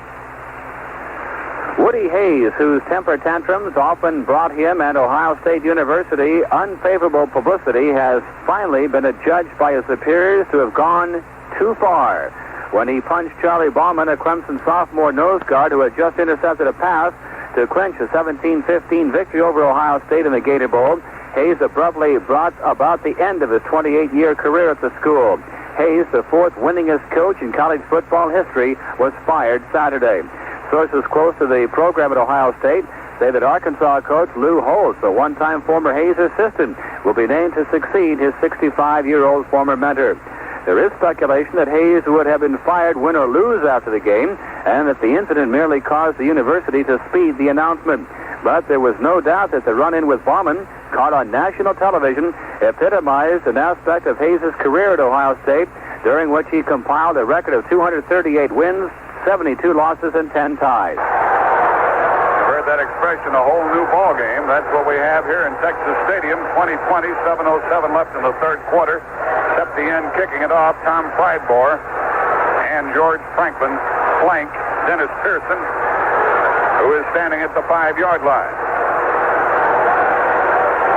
20-20. Field position plays a very prominent role in every game. The Atlanta team in the second half started on the 14 both times.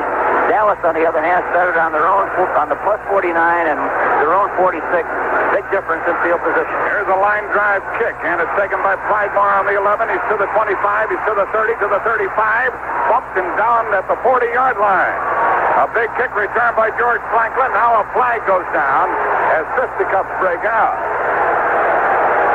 A flag is down and something will happen. Meanwhile, George Franklin was under a big head of steam and ran it out to the 40-yard line. Edgar Fields got involved then with Robert Steele, a wide receiver for Dallas. And a penalty against Dallas coming up.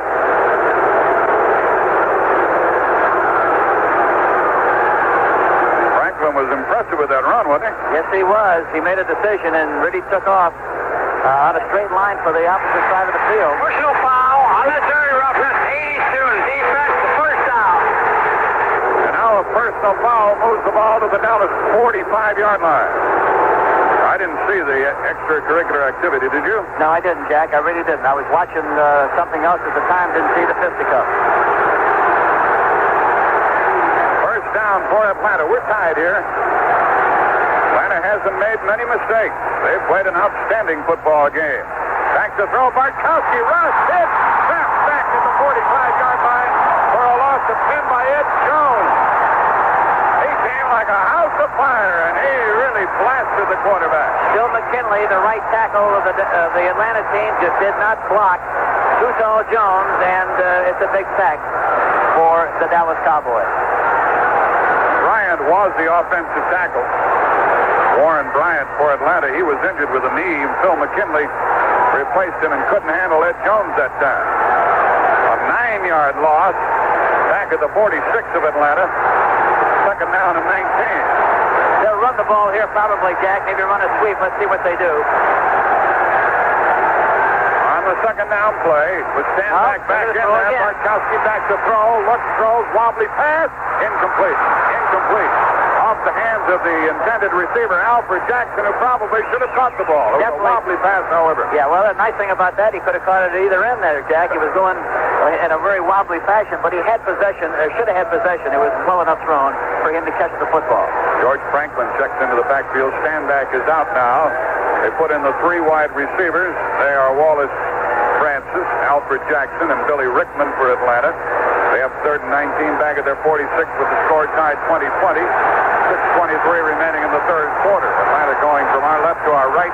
Quick snap to give to the running back. Franklin trying to get outside. Gets to midfield, and his tackle. It'll be kicking time for Atlanta. Randy White chased the play, caught him, and with the help of Cliff Harris, made the tackle on the Dallas 47. But this punt by John James to push Dallas way back. Listen to the crowd.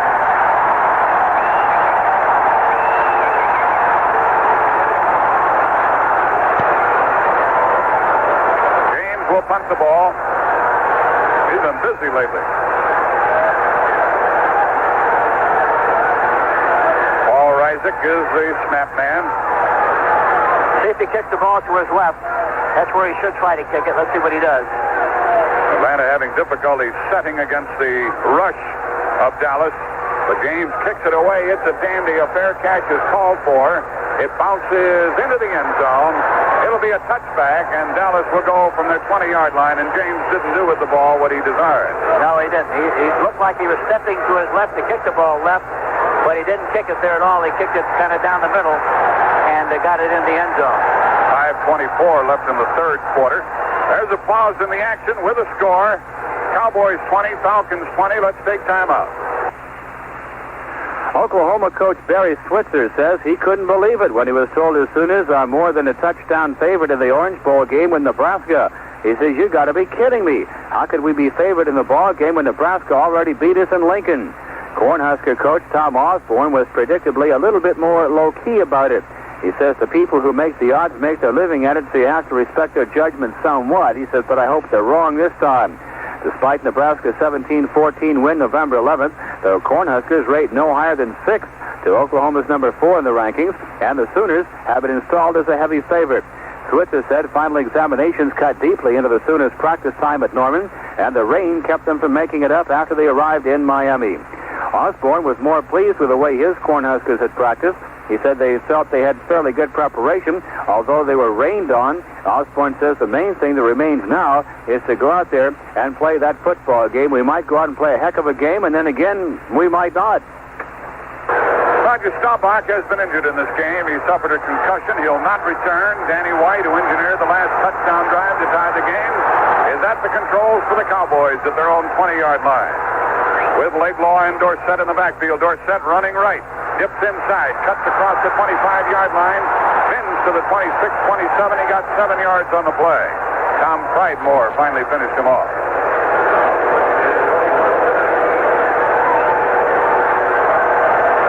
Coming up on the 5-minute mark remaining in the third quarter. We'll have 2 games for you tomorrow. Again, on CBS Radio at 12:50 Eastern Time. Houston at New England, 4:50 Eastern Time. Minnesota at Los Angeles. Both games here on CBS Radio. 2nd and 4, Dallas. More like 3.5. They shift out of the I. 2 tight ends in there, Dupree and Smith. Now they go back into the I formation. And they just did get the playoff in time. Here's Dorsett, first down, out near the 35-yard line, and he ran with a real surge that time. He had on his blue serge suit, didn't he? Yes, he did, and he didn't get any lint on it that time either because he moved too fast to acquire any of it. Tom Rafferty, John Fitzgerald, and Rayfield Wright, all of whom did a great job of blowing people off the ball and providing him, Dorsett, with the opportunity to get the first down. And by the way, on that last play, Dallas snapped the ball with only 1 second left on the 30-second clock. And I know they didn't want to play it that close. They're at their own 35. And they still have plenty of room in front of those corners to throw the ball on first down. They've only done it twice and succeeded both times, but I'm surprised they don't do it more often. Out of the eye with only 1 second left again, they snap the ball, and White throws it outside, caught by Hill. He gets to midfield, cuts it to the 45, 44-yard line of Atlanta, and Hank Stram called another on first down a little square out in front of the cornerback. Kuykendall caught up to the play after the pass had been caught by Hill in front of Rick Bias for another Dallas first down. Yeah, that really aggravates the devil out of the defense, too, because even though you blitz, you get rid of the ball so quickly that you can't do much about it. It's like throwing a piece of popcorn into the deep offensive line of the Dallas Cowboys. Were they blitzing that time? No, they weren't that time, but I say in the event that they were blitzing, why, it doesn't make any difference because you get rid of the ball so quickly. The ball at the 43 of Atlanta. Pearson goes to the right, and Tony Hill comes left. The tight end is Dupree. He's on the right side. They ought to do it again. It's the same situation, Jack. They got all the room in the world. Here's White back to throw again. Here's the tight end. Looks and he throws it long. Tony Hill all alone and can't get it. Cannot get it at the 5-yard line. Tony Hill had run away from Rick Bias and Danny White missed him. He was wide open, and so was Dupree again, and the same pattern underneath. It'll be interesting to see if they come back and hit Dupree because he's a very high percentage pass. He's wide open. There wasn't anybody around him. He gets the ball to him. He let him run, although he chose the right guy that time because Hill was wide open. It was a chance for a home run. He just threw the ball too far out in front. He was about 5 yards out in front of the speedy Tony Hill. I mean, he can fly. Now it's second down and 10. The tight end has been open throughout the game on that particular play, and they've hit him 3 times. Dupree's on the left side. It's second down and 10. Split back. White back to throw. Pops it out. It's caught by Dupree. The tight end. He fumbles the ball, and it goes out of bounds. It belongs to Dallas, and there was a gain of 6 yards on the play. He fumbled the ball and was knocked out of bounds then by Brezina, who tried to recover the fumble. Hank, you're right on with the call. You see the thing happening. I'm not detracting from your ability to do that, but it must be very obvious to you. Well, it's just, the way they're covering, you have to understand coverage, Jack, and see how they're playing to understand where they should throw the ball. A lot of times, even though that it's there, they don't throw the ball to that particular individual, but the way it turned out, why they hit the right people the last 2 times. Now it's 3rd and 3, and they're in the eye. They shift out. All they have to do is throw a square out pattern again here. And on 3rd down, White back to throw a square out, caught by Hill at the 30-yard line. First down, he's out of bounds.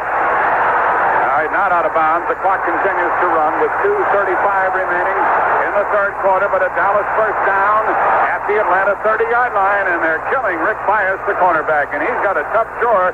How come he doesn't have any help over there? Well, it's a one-on-one situation. He can't get any help on a quick square out like that. The only thing he can do is play him much tighter, and then he's vulnerable for the deep pattern. And the linebacker never falls off to help. He's always going the other way. Well, by the time he gets there, it's over because it's a very quick pattern. You go down 6 yards and break for the sideline, and it's open anytime you want to throw it. They're finally see that that's what the situation is, and have done a good job the last few plays. Goes Dorsett running right. He gets about 2 or 3 yards before he is pushed back by Edgar Fields and Jim Bailey primarily. Bailey, the left tackle of Atlanta, couldn't be taken off his feet.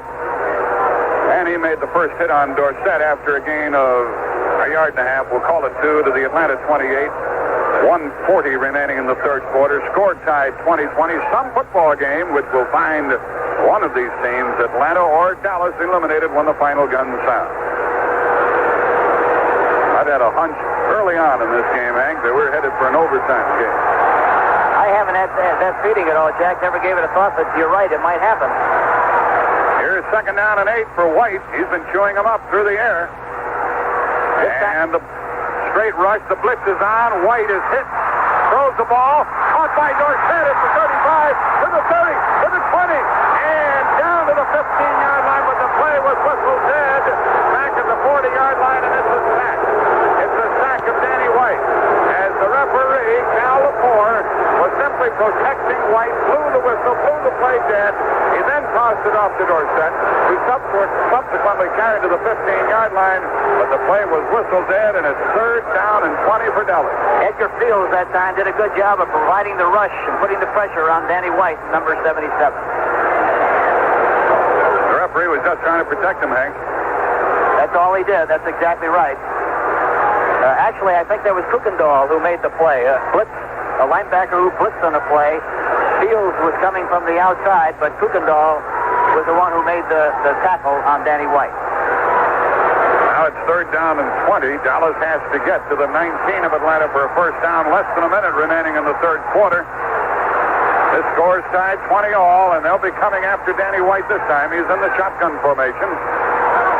And On third down, he's back to throw. Everybody's coming after him. He hears it out long, downfield, and incomplete inside the 5 to Tony Hill. Tony Hill just couldn't get there on the... He had him open. Bomb. He had him open again that time. Had he thrown the ball properly and on the money, it would have been a touchdown. But he overthrew him. And here again, he was intimidated a little bit by the fact that he knew the blitz was coming and got rid of the ball a little bit quicker than he had to.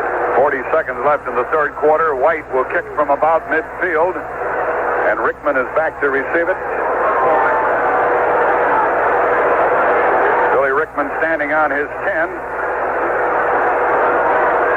He's averaged 8.2 per punt return. He'll be handling the ball in dangerous territory if White kicks it to him. There's the snap. There's the kick by White. Bounces at the 3 and goes into the end zone for a touchback. It's a touchback. The ball bounced out to the field of play, and the fans react because they don't know the rules. The ball went into the end zone, and therefore it is a touchback. The only thing that could happen after that would be for the receiving team to get it and run it out of there, but it is a touchback. You know, Atlanta really has had the big advantage as far as field position is concerned. On 5 different occasions, they had the ball on the plus 25, plus 40, plus 30, minus 45, plus 45. Dallas, on the other hand, has only had field position twice, plus 49, minus 46. 29 seconds left in the third quarter as Bartkowski starts from his own 20. A blitz is on, and Standback gets outside. He's to the 30. And he is out of bounds. They beat the blitz by running outside that time. And Charlie Waters finally got to him. Yes, it was a safety blitz with Cliff Harris coming on the play, and they called the right play that time. They guessed right. They ran outside, and there was nobody there to pursue from the inside out. He made a big gain on the play. 14 yards, the first down to the Atlanta 34. The wide receiver, Alfred Jackson, is out. Mitchell, the tight end, I don't think he's caught a ball all day. He splits left. Look how much room he's got over there. He's wide open over there. They haven't thrown a ball to him yet. Bartkowski back to throw. He looks. He throws it over the middle, and it is intercepted by Dallas. They come back the other way. Aaron Kyle has it at the 45. He is down at the 40 of Atlanta. Aaron Kyle had it go off the hands of his teammate Charlie Waters, and Kyle intercepted with 12 seconds left in the quarter. Game with 3 interceptions. That makes it number 4. A flag down. The penalty against Atlanta is declined. Dallas keeps the ball, and they have it at the 39-yard line. An Atlanta player is injured across the field. Now they put it at the 40-yard line of Atlanta with 12 seconds left in the half. What about that pass pattern and throw, Hank? Well, that time he threw the ball poorly, very obviously, Jack, and a very alert play by Aaron Kyle, who got the ricochet ball and made the interception. He went into the game with 3. Now he has 4 interceptions. Benny Barnes has 5. Kyle has 3. Waters has 4. And Cliff Harris has 4. Very good balance on the part of interception on the part of the Dallas Cowboys secondary. Yeah, they picked off 23 during the regular season, recovered 13 fumbles at 58 sacks. They're a formidable opponent, but Atlanta's moved the ball against them. Atlanta's led a couple of times here. Dallas has been ahead. We're tied 20-20, 12 seconds left in the quarter. So after punting a moment ago, Dallas gets it back on the interception. See if they throw the ball on first down here, Jack.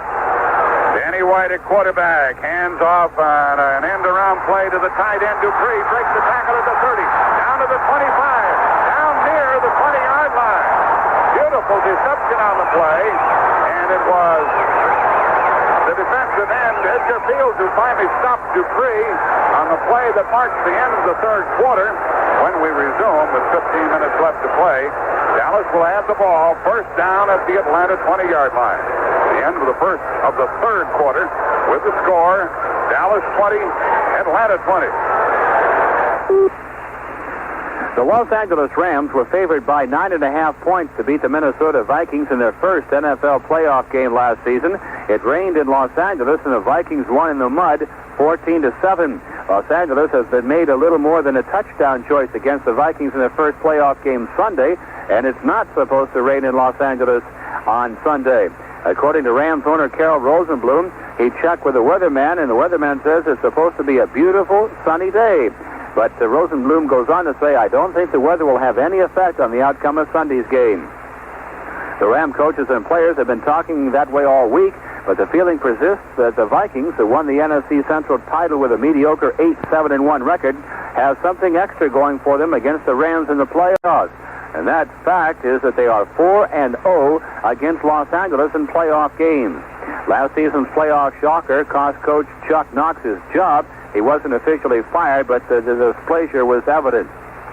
Dallas Cowboys have won 6 games in a row. They're involved in a humdinger here in Texas. They're dominating the stats so far in total offense, Jack. Right now, Dallas 332 total yards. Atlanta 141. Did you get the impression that Atlanta has sat on the ball when they've had it here, or did they try to move it in the third quarter? Well, you know, they're a very, very unusual team. They're very conservative when they're even or ahead. But once they get behind, they change personalities completely. They're like the Hulk.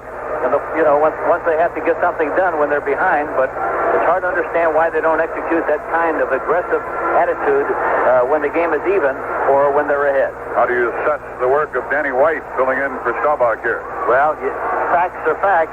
He's 9 of 14 with 1 interception, 1 touchdown for 109 yards. Very impressive.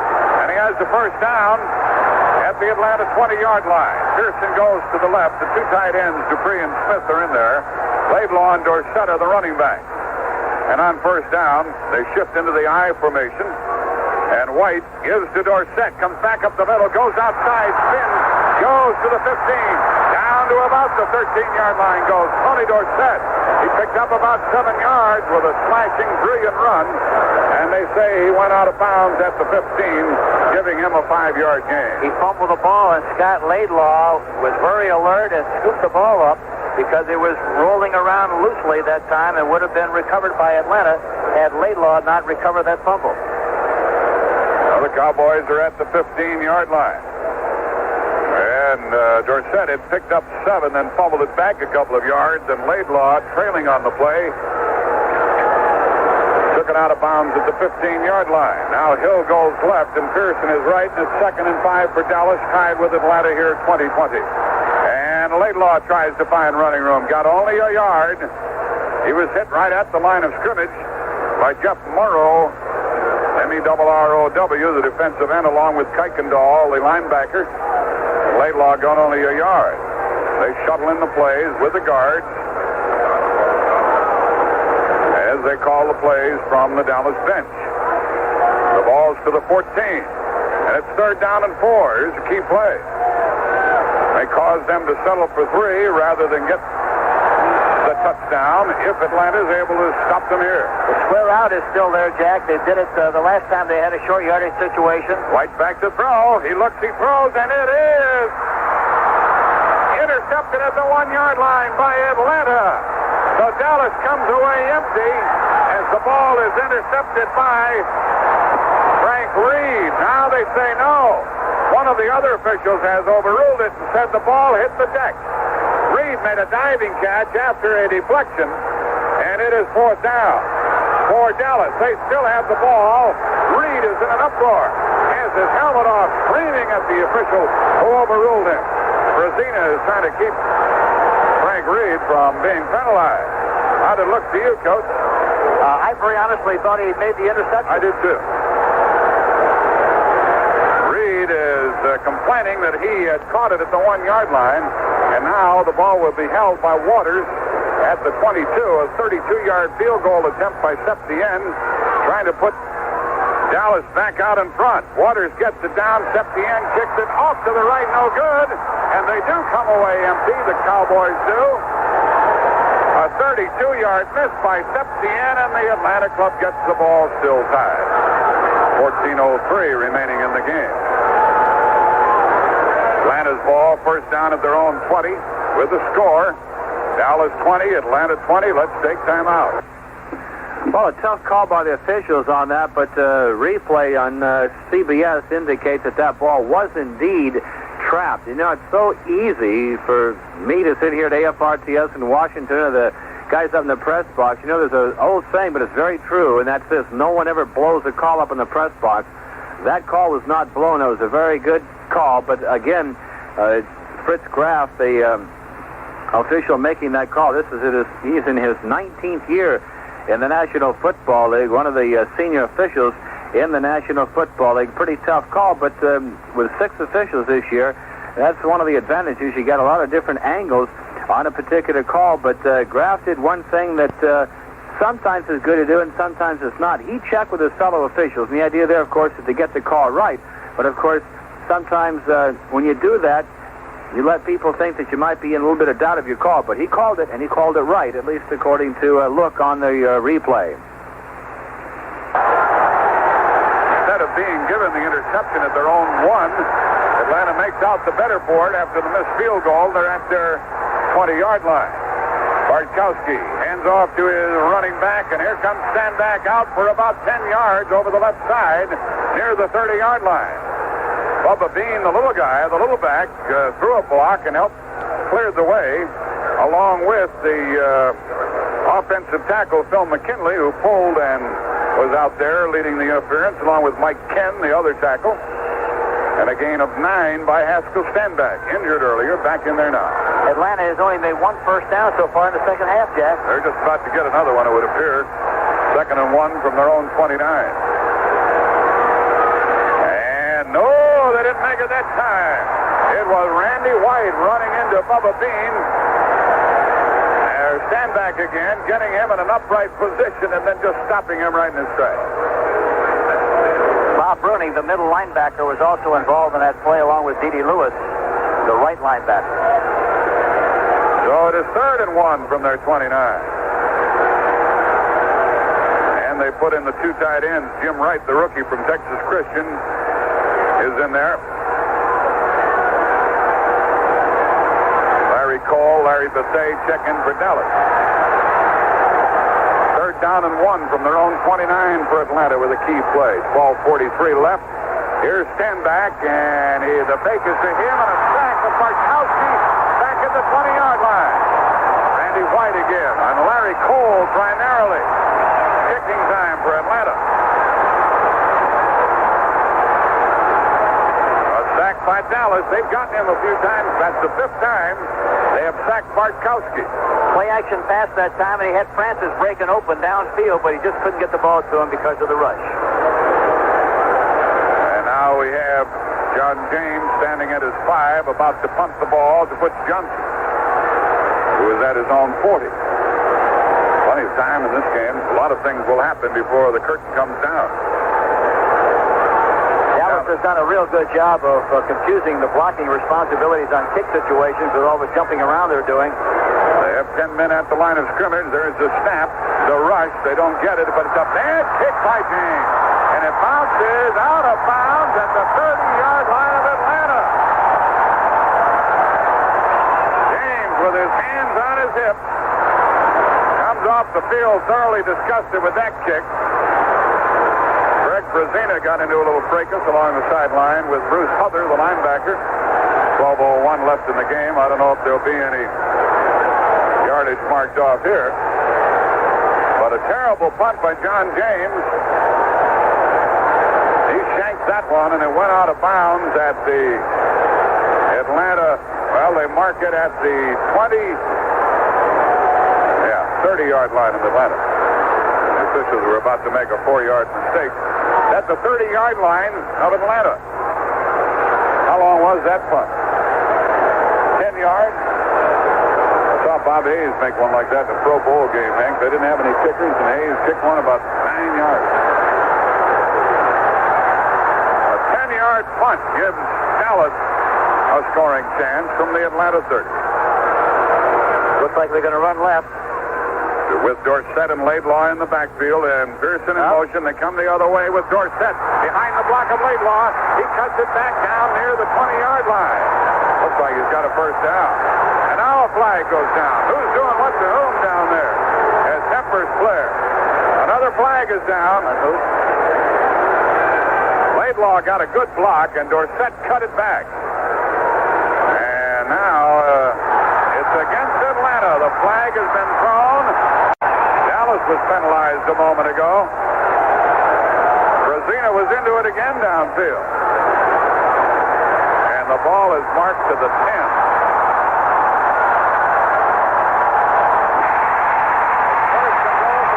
Personal foul. Unnecessary roughness. 59. Defense. First down. Number 59, Pennywell. The middle linebacker was caught on a personal foul. Did you see what he did, Hank? No, I sure I did. didn't either. But they've been throwing late elbows and everything. And it's first and goal at the 10-yard line for Dallas with the score tied 20-all. 11:51 remaining in the game. And on first down, there was movement by the tight end Dupree. The pass is thrown, caught by Laidlaw. He's out of bounds, but I'm almost certain that this penalty will be against Dallas and Billy Joe Dupree, who beat the snap count. In which case, it would make it first and goal from the 15-yard line. 11:45 left in the game. Score tied 20-20. The Dallas fans won't boo this decision because they all saw it. Yeah, it was very obvious. Dupree jumped offside prematurely, and they get assessed 5 yards. Let's listen to the call from California. Offside 89. Offense. First down. The offside call against Dallas makes it first and goal from the 15-yard line. You know, Atlanta's third in the National Football League in penalties, and today they already have 6 penalties for 66 yards. On first and long, Danny White at quarterback, with Pearson on the right side. Hands the ball off in the running play, and going down inside the 10 to the 5, down to the 1-yard line goes Scott Laidlaw. Roland Lawrence came up and got him. Prevented the touchdown, but the ball is right at the goal line. And this will be second down, and Atlanta players are strewn all over the field, 2 of them shaken up. Scott Laidlaw has had a fine running day. He's piled up some yardage, as has Bubba Bean of Atlanta. That was a trap play with Herbert Scott, their left guard, trapping. He wanted to really trap Mike Lewis, but Mike Lewis came inside very tough. He jumped on the outside of Lewis and popped into the scoring area, just about a yard short of the goal line. A big personnel loss as Roland Lawrence comes limping off the field, Hank. That's going to hurt him. Roland Lawrence, the cornerback, is injured. And he's on the sideline. You know what I can't see, Hank? It's second down, and I don't know if it's second and goal. Is that forward marker right on the goal line or not? I think, could they get a first down? Yes, I think they could. Without getting a touchdown? Yes. So it's second down and inches. They could get a first down without getting a touchdown. Dallas could. 11:28 remaining in the game. Danny White filling in for the injured Roger Staubach, trying to put his club on top again. The 2 tight ends are Smith on the right side, Dupree on the left side. They're in the I formation. Split backs now. Laidlaw and Dorsett. On second down, Danny White gives it to Laidlaw. He hurdles to the goal line and did not get in. Did not get in. Now they'll measure and see if it is a first down, which would appear to be. That was another trap that time. Well, the old personal foul, the flag thrown against Atlanta a moment ago, had a lot to do with this Dallas drive. 11:01 remaining in the game.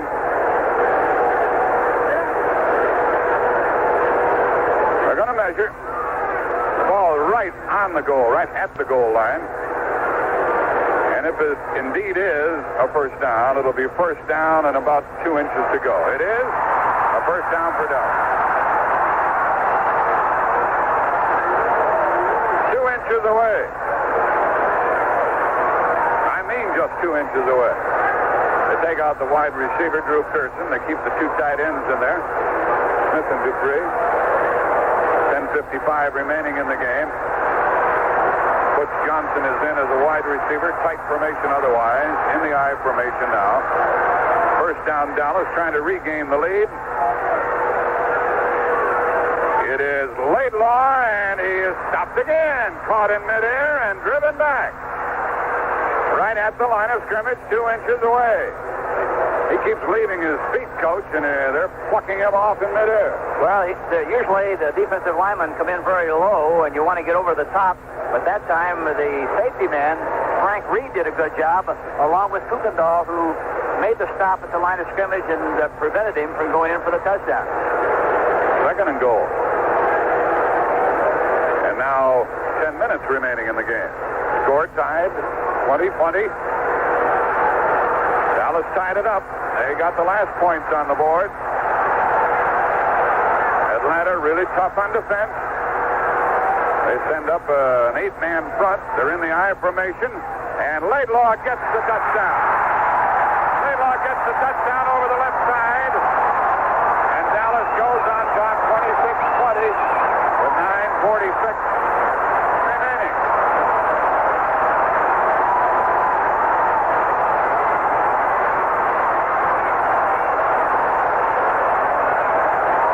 A wild playoff game.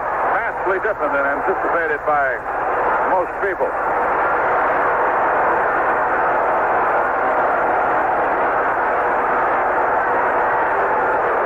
The extra point attempt, and don't take this one for granted. It's quite meaningful. Waters will put it down. Septien kicks it. It's good. And it's a 7-point lead for Dallas with 9:46 left in the game. There's a timeout on the field with a score. Dallas 27 and Atlanta 20. So far in the second half, the Atlanta team really has not been able to generate any kind of a consistent personality offensively, and even though they had good field position in the first half, in the second half it's just been the opposite way. They got the first possession on their own 14, and next time on their own 14, then they got a good break. They got it on the 45-yard line of Dallas, but they didn't succeed in making the yardage for the first down. Were forced to punt. The next time they got the ball was on their own 20, the next time on their own 20, so they really didn't have good field position like they had early in the game. On the other hand, the Dallas team wound up with good field position, got the ball on the plus 30 of the Atlanta team on the last drive to put them ahead 27-20 with 9:46 left in the fourth quarter. Prior to that, Dallas had the ball on the 41-yard line of Atlanta and had good field position, so the field position structure has changed dramatically in the second half. Well, this game has been tied twice. Dallas has had the lead 3 times. Atlanta's had the lead 3 times. This is the biggest lead of the afternoon for the Cowboys, whose Septien will kick it off. These stats tell the whole story of the second half. Atlanta has had only 1 first down, minus 9 yards passing, 38 yards rushing. Jack, that tells the whole line story. Drive kick that zooms into and out of the end zone. A line drive knuckleballing kick by Raphael Septien, and Atlanta will start from their own 20, and now they're under the gun. And the gun will sound in 9 minutes and 39 seconds, and Atlanta trails by 7. And Dallas seems to be the pressure of the two teams. Hank, do you notice that? Yes, I think you're right. They have a little bit more bounce at this stage of the game. You know, sometimes when you lose your quarterback or a key performer, sometimes it acts as a catalyst, and it's very inspiring. It looks like this team has really played inspired football once they lost Roger Staubach. See what Bartkowski can get done. First down from his own 20-yard line. Going from our right to our left, he's back to throw. He's rushed, he looks, he throws the screen, and it is caught at the 20-yard line, and the play comes out beyond the 25 for a pickup as Haskell Stanback caught that one, and Bartkowski was lucky that somebody else didn't pick it off. Randy White was all over Bartkowski, but he got rid of the ball for a gain of 7 yards. He expressed a good touch on that last pass because he threw it over the top and got it to the receiver in good shape and picked up 7 yards on the play, makes it 2nd and 3. I still have a feeling in my bones about an overtime game. Here's Bartkowski handing off, and a tackle in the backfield and a loss on the play. George Franklin was tripped up by Harvey Martin for a loss on the play. Back at the 21. It's going to be 3rd and 9. That was a big play. Yes, it was, and you know, that's the first time we've said anything at all about Harvey Martin. You didn't even know he was in a ball game until that last play. We have 8:38 remaining in the game. The ball is back at the 21-yard line of Atlanta, and they have 3rd down and 9. Things might be crumbling out from under them after struggling everyone here in Texas Stadium. Bartkowski on 3rd down. The blitz is on. He's back to throw. He runs and throws, and it is incomplete. Incomplete, and brother, that was very close to interference. Billy Rickman was about to catch the ball, and he was heavily covered by Benny Barnes, who came within an eyelash of interfering with him, Hank. Yes, it was very close. It could have been called either way, Jack. But the officials evidently didn't think it was pass interference. Very honestly, from this vantage point, I thought it was. So did I. It's kicking time for James, who got off an 11-yard punt a moment ago. And Dallas shows the big rush. The snap of the ball.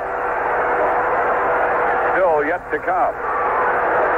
Still yet to come. Now it's high, handled by James. He kicks it off down to the Dallas 43, taken by Johnson, the 45, to midfield to the 45 of Atlanta, and down near the 40-yard line are the Dallas Cowboys in Atlanta territory as Mike Esposito made the Atlanta tackle. With 8:01 remaining, Cowboys lead by the score of 27-20. And there's the timeout. They have the ball at the Atlanta 41, and with the score, Dallas 27, Atlanta 20. Let's take timeout. With his early season mental lapses hopefully behind him, the talk about Steve Grogan has now turned to his physical well-being. The New England Patriots quarterback said Friday his strained left knee should present no problems when he leads the Pats into their AFC semifinal playoff game with the Houston Oilers. Coach Chuck Fairbanks said he doubted Grogan would have been ready to play had the Patriots played last weekend, but he expects his quarterback to be ready on Sunday. Fairbanks said Grogan's slow start this season was partially due to the paralyzing injury suffered by Darryl Stingley in an August 12th exhibition game. Grogan's pass was a bit overthrown, and Stingley fractured 2 vertebrae when he leaped for the ball and was hit in midair by Oakland's Jack Tatum. Steve had a period of time where he was upset over Darryl's injury, and there was a period when he wasn't throwing the ball very well and subconsciously wanted his receivers to be wide open. Those are the comments from head coach Chuck Fairbanks. So the New England Patriots and the Houston Oilers on Sunday.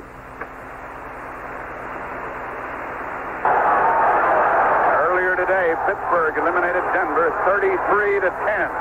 Here Dallas leads 27-20. First down at the Atlanta 41-yard line. And on first down, Danny White out of the eye, gives to Dorsett, spinning over the middle, got 2 or 3 yards.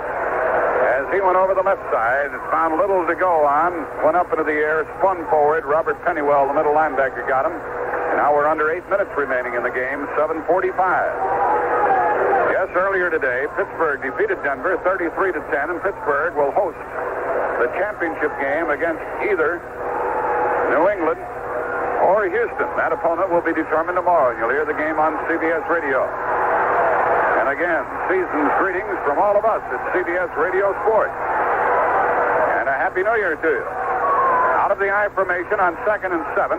White's back to throw. Throws long down the sideline. Incomplete to Drew Pearson. He had to get it over the head of Roland Lawrence, injured earlier. Back in there now. And Pearson could only try for a one-handed grab, but couldn't come away with the ball. Because of the coverage, it didn't look like Drew Pearson expected to get the ball thrown to him that time, and it was kind of a feeble effort to make that one-handed catch. Now it's 3rd down and 7 for the Cowboys. The Dallas team, the way this Atlanta team has played late in the 4th quarter of so many games, they better take advantage of this field position because it could make a big difference in the final outcome of this game with 7:15 left in the contest. They're at the 38-yard line of Atlanta. Preston Pearson is in the backfield for Dallas out of the shotgun formation. The blitz is shown. The blitz is on. White's back to throw. He's rushed. And on the run, he throws the ball, and it is incomplete out of bounds. Well, the blitz worked that time. They chased him out of the pocket and made him throw it away. It's 4th down for Dallas. You know, that's why the count and the cadence is so important. If you permit the defense to anticipate what the rhythm and the cadence is going to be, they can blitz like they did that last time. That Dewey McClain is so frustrated. He was about a half yard away from Danny White all the while, chasing him at full speed. But he made him throw the ball into the turf, and that's what it's all about. He didn't complete the pass. Now we have 7:08 remaining as Dallas will punt. a big series for the Atlanta team, because had they scored on that last drive, or on this possession, they really would have been in serious trouble. White gets the snap from about midfield. He kicks it high in the air. Fair catch is called for and taken on the 8-yard line by Rickman.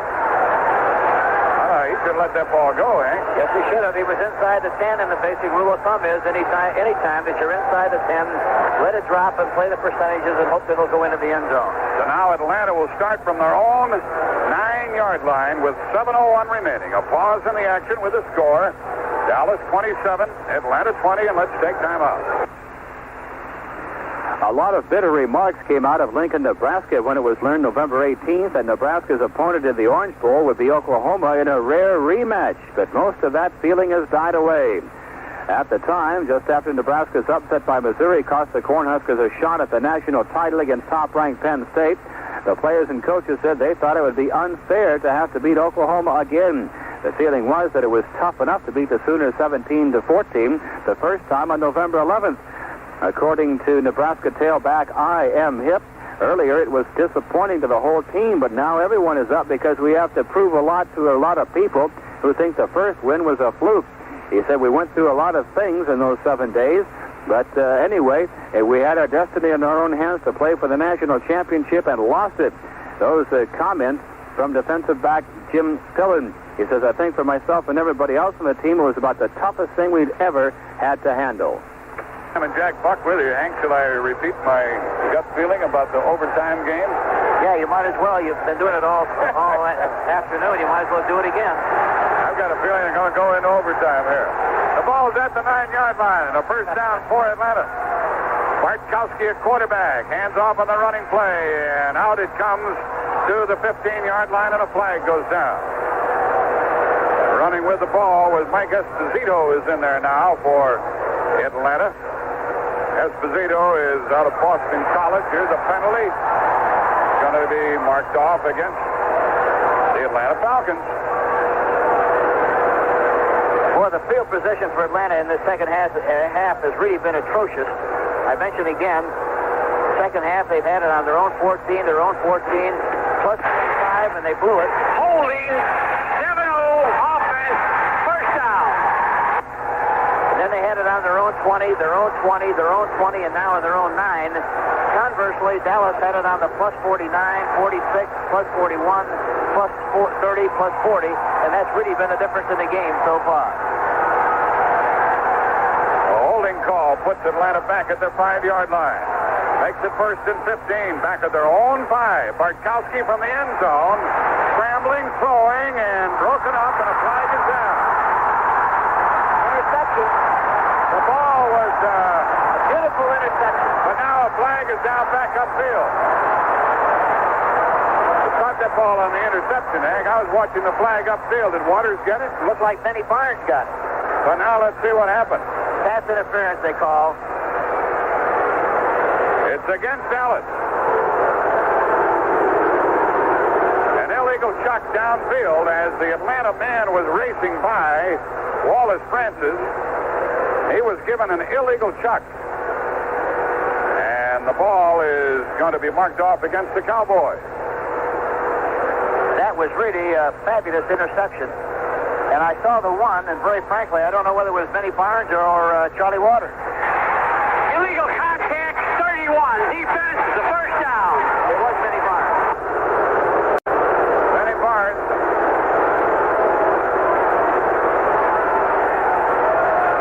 Gave the illegal chuck, and it's a first down for Atlanta. An automatic first down, a 5-yard penalty out to their own 10-yard line.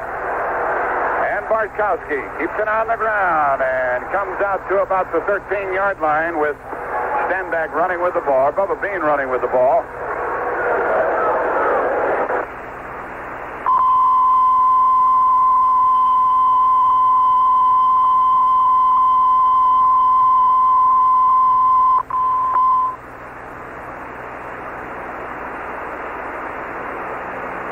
This is CBS Radio. We are experiencing transmission difficulties from the site of this National Football League game. We hope that you will please stay tuned on this CBS Radio network station. Well, as you heard, we are experiencing technical difficulties on CBS Radio. This game is being televised by CBS Television, and we can just tell you that Haskell Standback is carried for about pretty close to a first yard down out to the 25-yard line. Things are resumed. Let's get back. Come out to the 25. Mitchell, the tight end, is out. And they'll put in the 3 wide receivers, Wallace Francis, Alfred Jackson, and Billy Rickman. Rickman is left. First down from their own 25 for Bartkowski and company. He's back to throw. Rolls right a little, throws it over the middle. Caught beyond the 40-yard line, and the tackle is made near the 45. Francis caught that ball in rough traffic and was wrestled down by Henderson and others. But another Atlanta first down, and they're on the move. Steve Bartkowski, he continues to impress you with the way he reacts in pressure situations. That time there was a lot of pressure on Steve. He moved slightly to evade the rush, got the ball right on the money to Francis, and it's another first down for Atlanta. Beautiful throw by Steve Bartkowski. 5 minutes left. Dallas leading 27-20. Here is Standback coming outside, crossing midfield, going to the Dallas 47-yard line.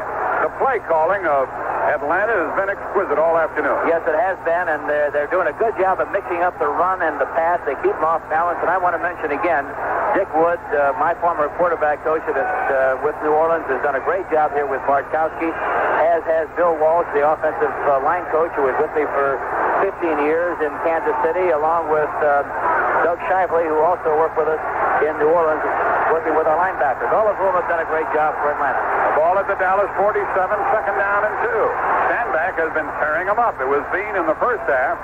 Standback here in the second half doing the damage. The fake handoff, Bartkowski back to throw. Looks, throws long, overthrown, incomplete. Intended the ball for his running back, Mike Esposito, and he was well covered. Aaron Kyle was over there on the corner and got the help he needed from Charlie Waters. That stops the clock with 4:08 remaining. Third down and 2, so a critical down coming up for the Falcons. Mike Ken, the offensive tackle, left tackle of Atlanta, has really done a great job on Harvey Martin. You don't even know that Martin's been in the game. Nullified him. Yes, he has. Now it's third down and 2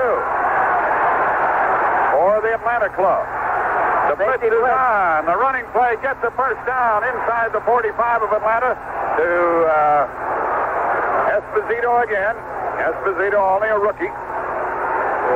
Cliff Harris that time was blitzing from his free safety position. They ran right in the area where he vacated the spot and picked up the yardage for the first down. It's a beautiful march here by the Atlanta team that started this march on their own 9-yard line. And then were penalized back to the 5. Now they're down to the Dallas 41 with 3:41 remaining in the game. A first down. That was a crucial third down call. I don't know. I haven't told you this, Jack, before, but there's a chance this might be an overtime game. No way. Here's a first down play coming up, and Bartkowski back to throw. Look, throws it long. He got it. It is incomplete. Overthrown to Al Jackson. He was covered on the corner by Aaron Kyle. Have you had that feeling at all, Jack, about the possibility of being an overtime game? Never entered my mind. Cliff Harris was also back there helping on pass defense. Now the clock is stopped with 3:24 remaining. They went for the bomb that time, Hank. I guess every once in a while you got to air it out, but for the most part, you better take the short stuff that's available to you. Yeah, but it's good sometimes to blow out the carbon, and that's what happened on that last play. He had a chance to get the ball on top. They were expecting something short, but he just didn't get it on the money like he should have. It's second down and 10 for the Falcons. Dallas shows the blitz. And on second down, they're coming. The blitz is on. The pass is incomplete. Intended for Dennis Pearson on a little square-out pattern, and he got rid of it a little too quickly. Yeah, there again. See, he was intimidated by the blitz. He didn't have to get rid of the ball that quickly at all. He would have had a chance to lick him on the outside, but he got the ball off too quickly, and it falls incomplete. Third down and 10. Now what happens, Hank? 3:21 remaining. Well, you don't make a first down on third down. Can you afford to kick the ball away? No, I don't think so. I think you have to try to, at this field position, you got to try to make the first down and keep the ball moving. The ball's at the Dallas 41, and it's third and 10. The crowd rises to the occasion. Rickman is left, 2 wide receivers to the right, Jackson and Francis. On third down, Bartkowski is chased by Jones.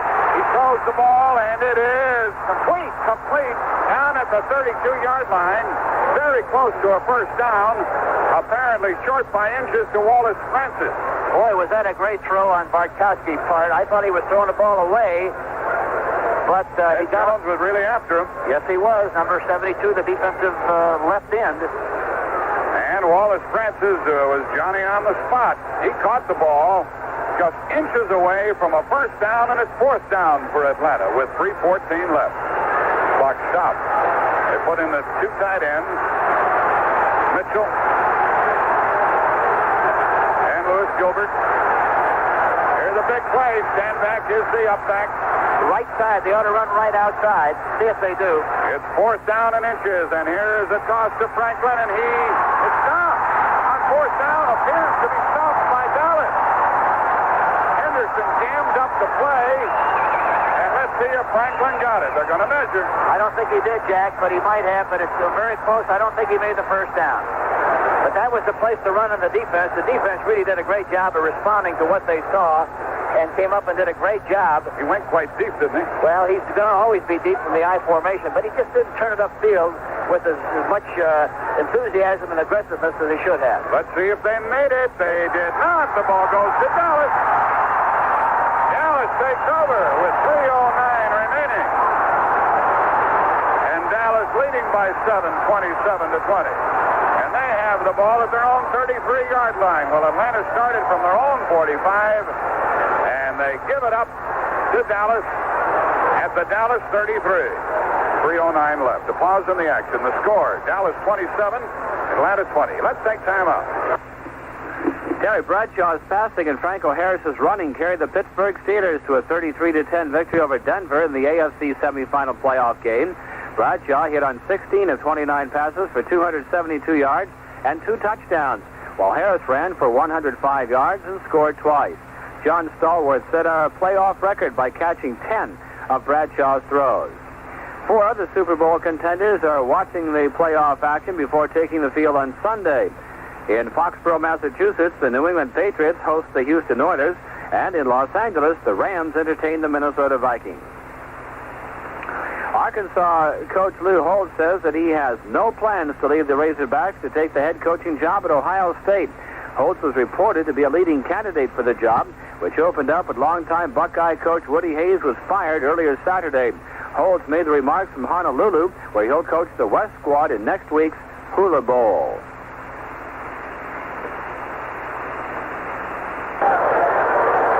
Ball control is the name of the game now for Dallas. They have Danny White at quarterback. Roger Staubach was injured earlier. Cowboys had the ball at their own 33-yard line. And the give is to Dorsett, running right. He hurdles at the 35, gets out to the 36. He got 3 yards. Tom Pridemore finished him off. 3 minutes left in the game. Cowboys leading by 7. They send in the new play with Burton Lawless, one of the guards. Jackie Smith comes in to join Billy Joe Dupree as the tight end. 2:45 remaining. A light drizzle is falling now here in Dallas to the point where the official, the umpire, keeps the ball covered. Center is John Fitzgerald. The quarterback is Danny White. Split backs, Laidlaw and Dorsett on second down. A bootleg play in the pass play, and it is caught by Jackie Smith at midfield. He's down to the 46-yard line of Atlanta. Jackie Smith caught the first down pass. A bootleg, a rollout right, and a little flip pass to Jackie Smith, who caught a touchdown pass here earlier. Smith played a big part in this game. Yes, he has, and of course he's a great performer, very sure-handed tight end and a good pressure player, as was expressed on that last play where he made the nice catch on second down. 2 minutes left in the game. Time is called. The clock is stopped. 2 minutes remaining in the football game. When we resume, Dallas will have the ball first and 10 at the Atlanta 41, and Dallas is leading by 7. And now with the score, Dallas 27, the Atlanta Falcons 20. Let's take time out. We were talking about Arkansas coach Lou Holt saying that he has no plans to leave the Razorbacks to take that head coaching job at Ohio State. So Woody Hayes fired earlier in the day for hitting a Clemson player in that football game on Friday night. That was the Gator Bowl, Clemson versus Ohio State. That game was televised on ABC, and ABC in New York says that Hayes' attack on that player during the Gator Bowl touched off a swarm of phone calls at network headquarters in New York. And a network spokesman says that half the calls protested Hayes' action, while the other half complained because the network replayed the incident only once. The New York Knicks won their third straight NBA game Saturday afternoon by defeating the Kansas City Kings 112-108. Bob McAdoo led the Knicks with 29 points, 11 of them during a fourth quarter surge. So the Knicks, 3 straight, 112-108 over Kansas City. Atlanta Falcons led at the half, 20-13. They trail now 27-20. They've been shut out here in the second half. First down, Dallas, going from our left to our right at the Atlanta 41. And on first down, it's Dorsett running left, trying to go outside. He is hit, breaks the tackle, and goes out of bounds near the 40. Stays in bounds, as it turned out, at the 40-yard line of Atlanta, and he got 6. 1:45 remaining. That was critical for Atlanta when Dorsett did not go out of bounds. Clock's still running. Each team has 3 timeouts, and Atlanta had better use one of them, Hank. Yes, they have to pretty soon here. They've got a second down and 4 situation. Dorsett just got 6. Atlanta has let about 20 seconds click off the clock here. It's second down and 4. 1:15 remaining in the game, and Dallas leading by 7, 27-20. Preston Pearson is in the backfield, and now, with 1 second left, Dallas calls timeout. Jackie Smith didn't know where to line up on the play. He was confused on the formation, and he went from one side to the other, and Danny White finally said, let's talk it over, let's get it straightened out. Here, you and I were talking about Atlanta and their need for a timeout, and who gives it to them? With Jackie Smith and the Dallas club. Clock is stopped with 1:09 remaining in the game. Dallas leading by 7. They have the ball at the 40-yard line of the Falcons. Second down and 4. They get a first down here, Hank, and do not fumble the ball. This one is just about over. Yes, it'll be in the vault. And I'm sure they'll try to run another play outside on this second and 4 situation to consume as much time as they possibly can. And, of course, at the same time, try to stay in bounds. Greg Brazino, the linebacker, who is a leader on the field for the Falcons, trying to rally his forces. And out come the Cowboys. Wide receivers, left and right, Pearson and Tony Hill. Now the official keeps them from snapping the ball.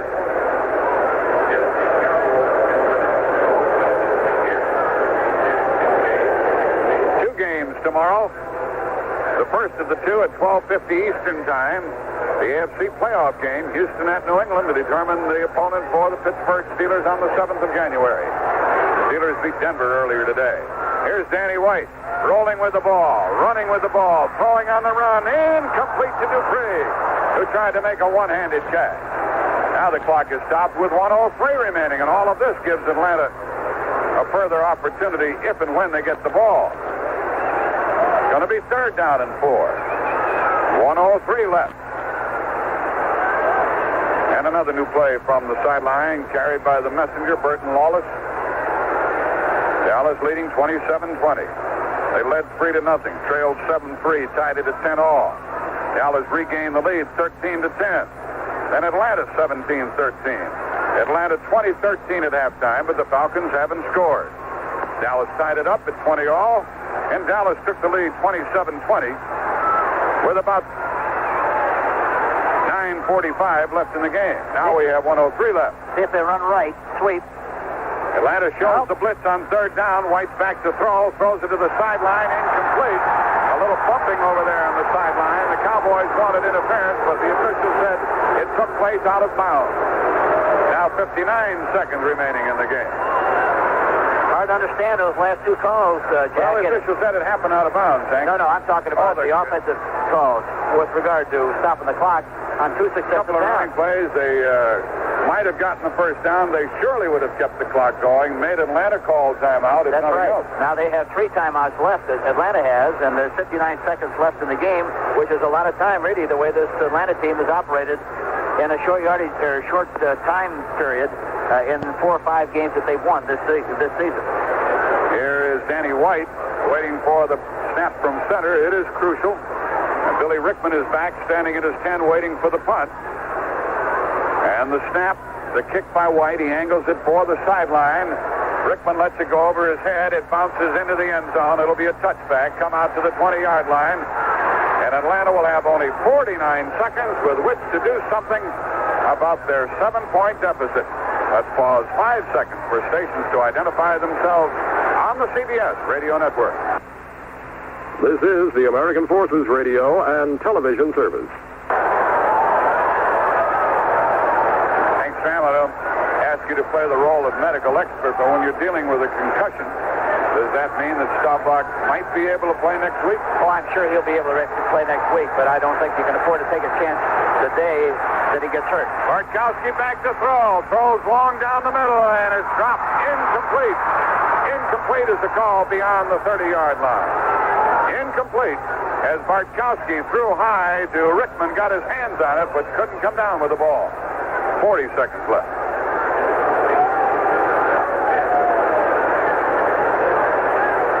You really have to give this team a lot of credit, this Atlanta team, because they're not nearly as gifted, as talented as the Dallas Cowboys, and yet they played a remarkable game here this afternoon. Win, lose, or draw, they still deserve a great deal of credit. Lehman Bennett, his fine coaching staff, the entire organization, they're off on the right track, doing a great job, and they really expressed a lot of spirit and animation in this game here today. They need a lightning bolt now with 40 seconds left.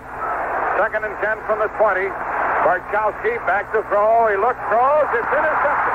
Back comes Dallas the other way with the ball. And Cliff Harris has it. Dallas has it. 29 seconds left, and they've got this football game. Although the Falcons do have 3 timeouts remaining. Bartkowski threw it. And the Dallas man, Cliff Harris, was just standing there. Couldn't wait for the ball to come to him. He had 4 during the regular season. He's a member of the Pro Bowl, as is his running mate at safety spot, Charlie Waters. And Dallas has a 7-point lead. Bartkowski is intercepted. You know, normally you go into a game with the anticipation of having a ball on 13 possessions each team, and ironically, right at this stage of the game, with 29 seconds left, Atlanta has put it in play 13 different times, and Dallas is not putting it in for the 13th time, so the balance of that situation is perfect. Atlanta will have to use their timeouts immediately now, and they have 3 remaining. The ball is at the 24-yard line of the Falcons. White, a quarterback, wants to avoid mistakes, penalties, and so forth. And the blitz was on, and a whistle sounds before the snap of the ball. And perhaps, well, let's see if Atlanta was drawn offside. Yep, procedure against Dallas, and that's what was in my mind, Hank, about mistakes. And 5 yards to be marked off against it. It's hard to understand why they make that kind of mistake at this stage of the game, Jack. But they did. Ball start moving before the snap. 68 offense. First down. The ball is moved back to the Atlanta 29-yard line. Herbert Scott, the left guard, was moving on the play. So it's 1st and 15. Preston Pearson is in the backfield with Laidlaw. Dorsett is out. Ooh, Laidlaw is really horse-collared as he took a handoff, and he ran right into Bailey and Fields of Atlanta. Timeout called by Atlanta with 22 seconds remaining, and they have 2 timeouts left. There was a loss on that play, sending the ball back to the 31, making it 2nd down and 17. Laidlaw was laid low that time with that tackle, wasn't he? Was he not? Now the clock will start with the snap of the ball. 22 seconds remaining in the game.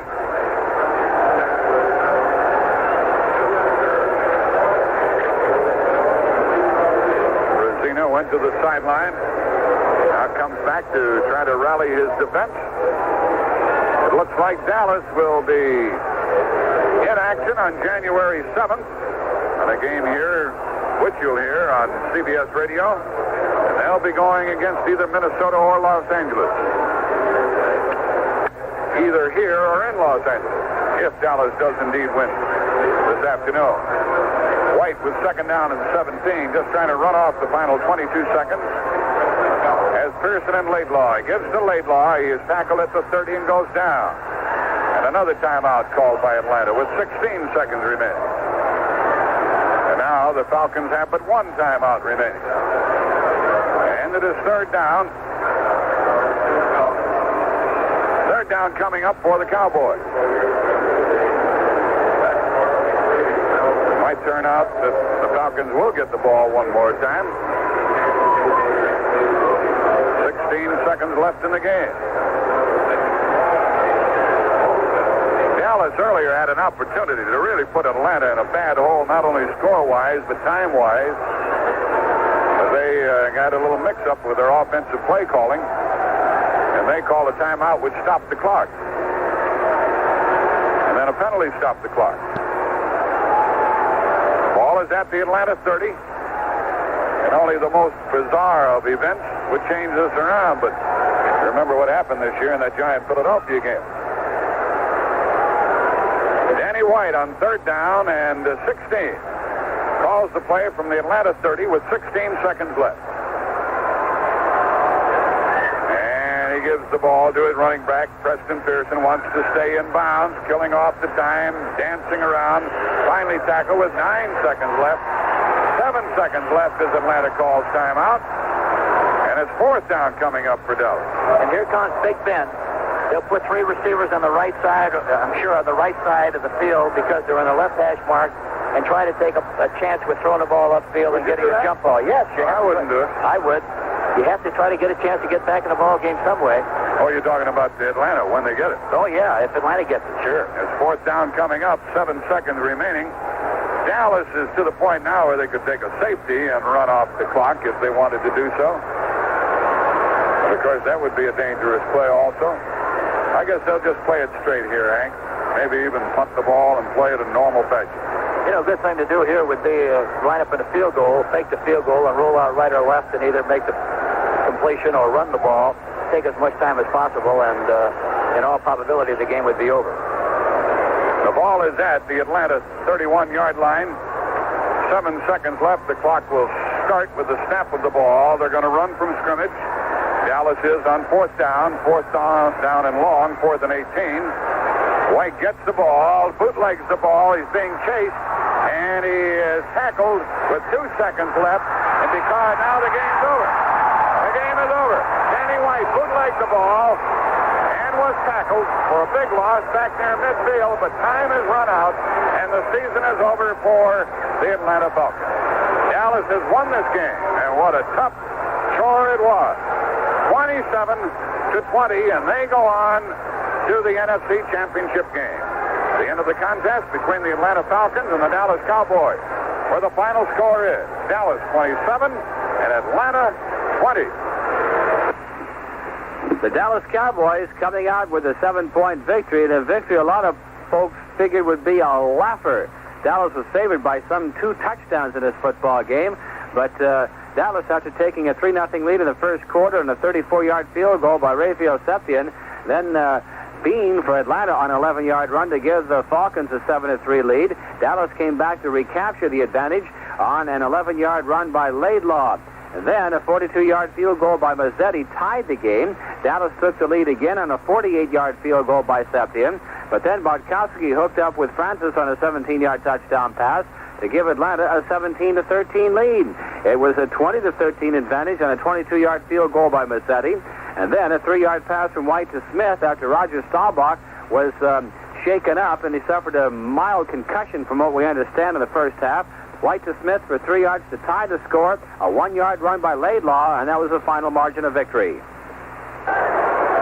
Well, the Atlanta Falcons were in their first playoff position in the history of their franchise. They won last week over Philadelphia, but they couldn't handle the Cowboys today.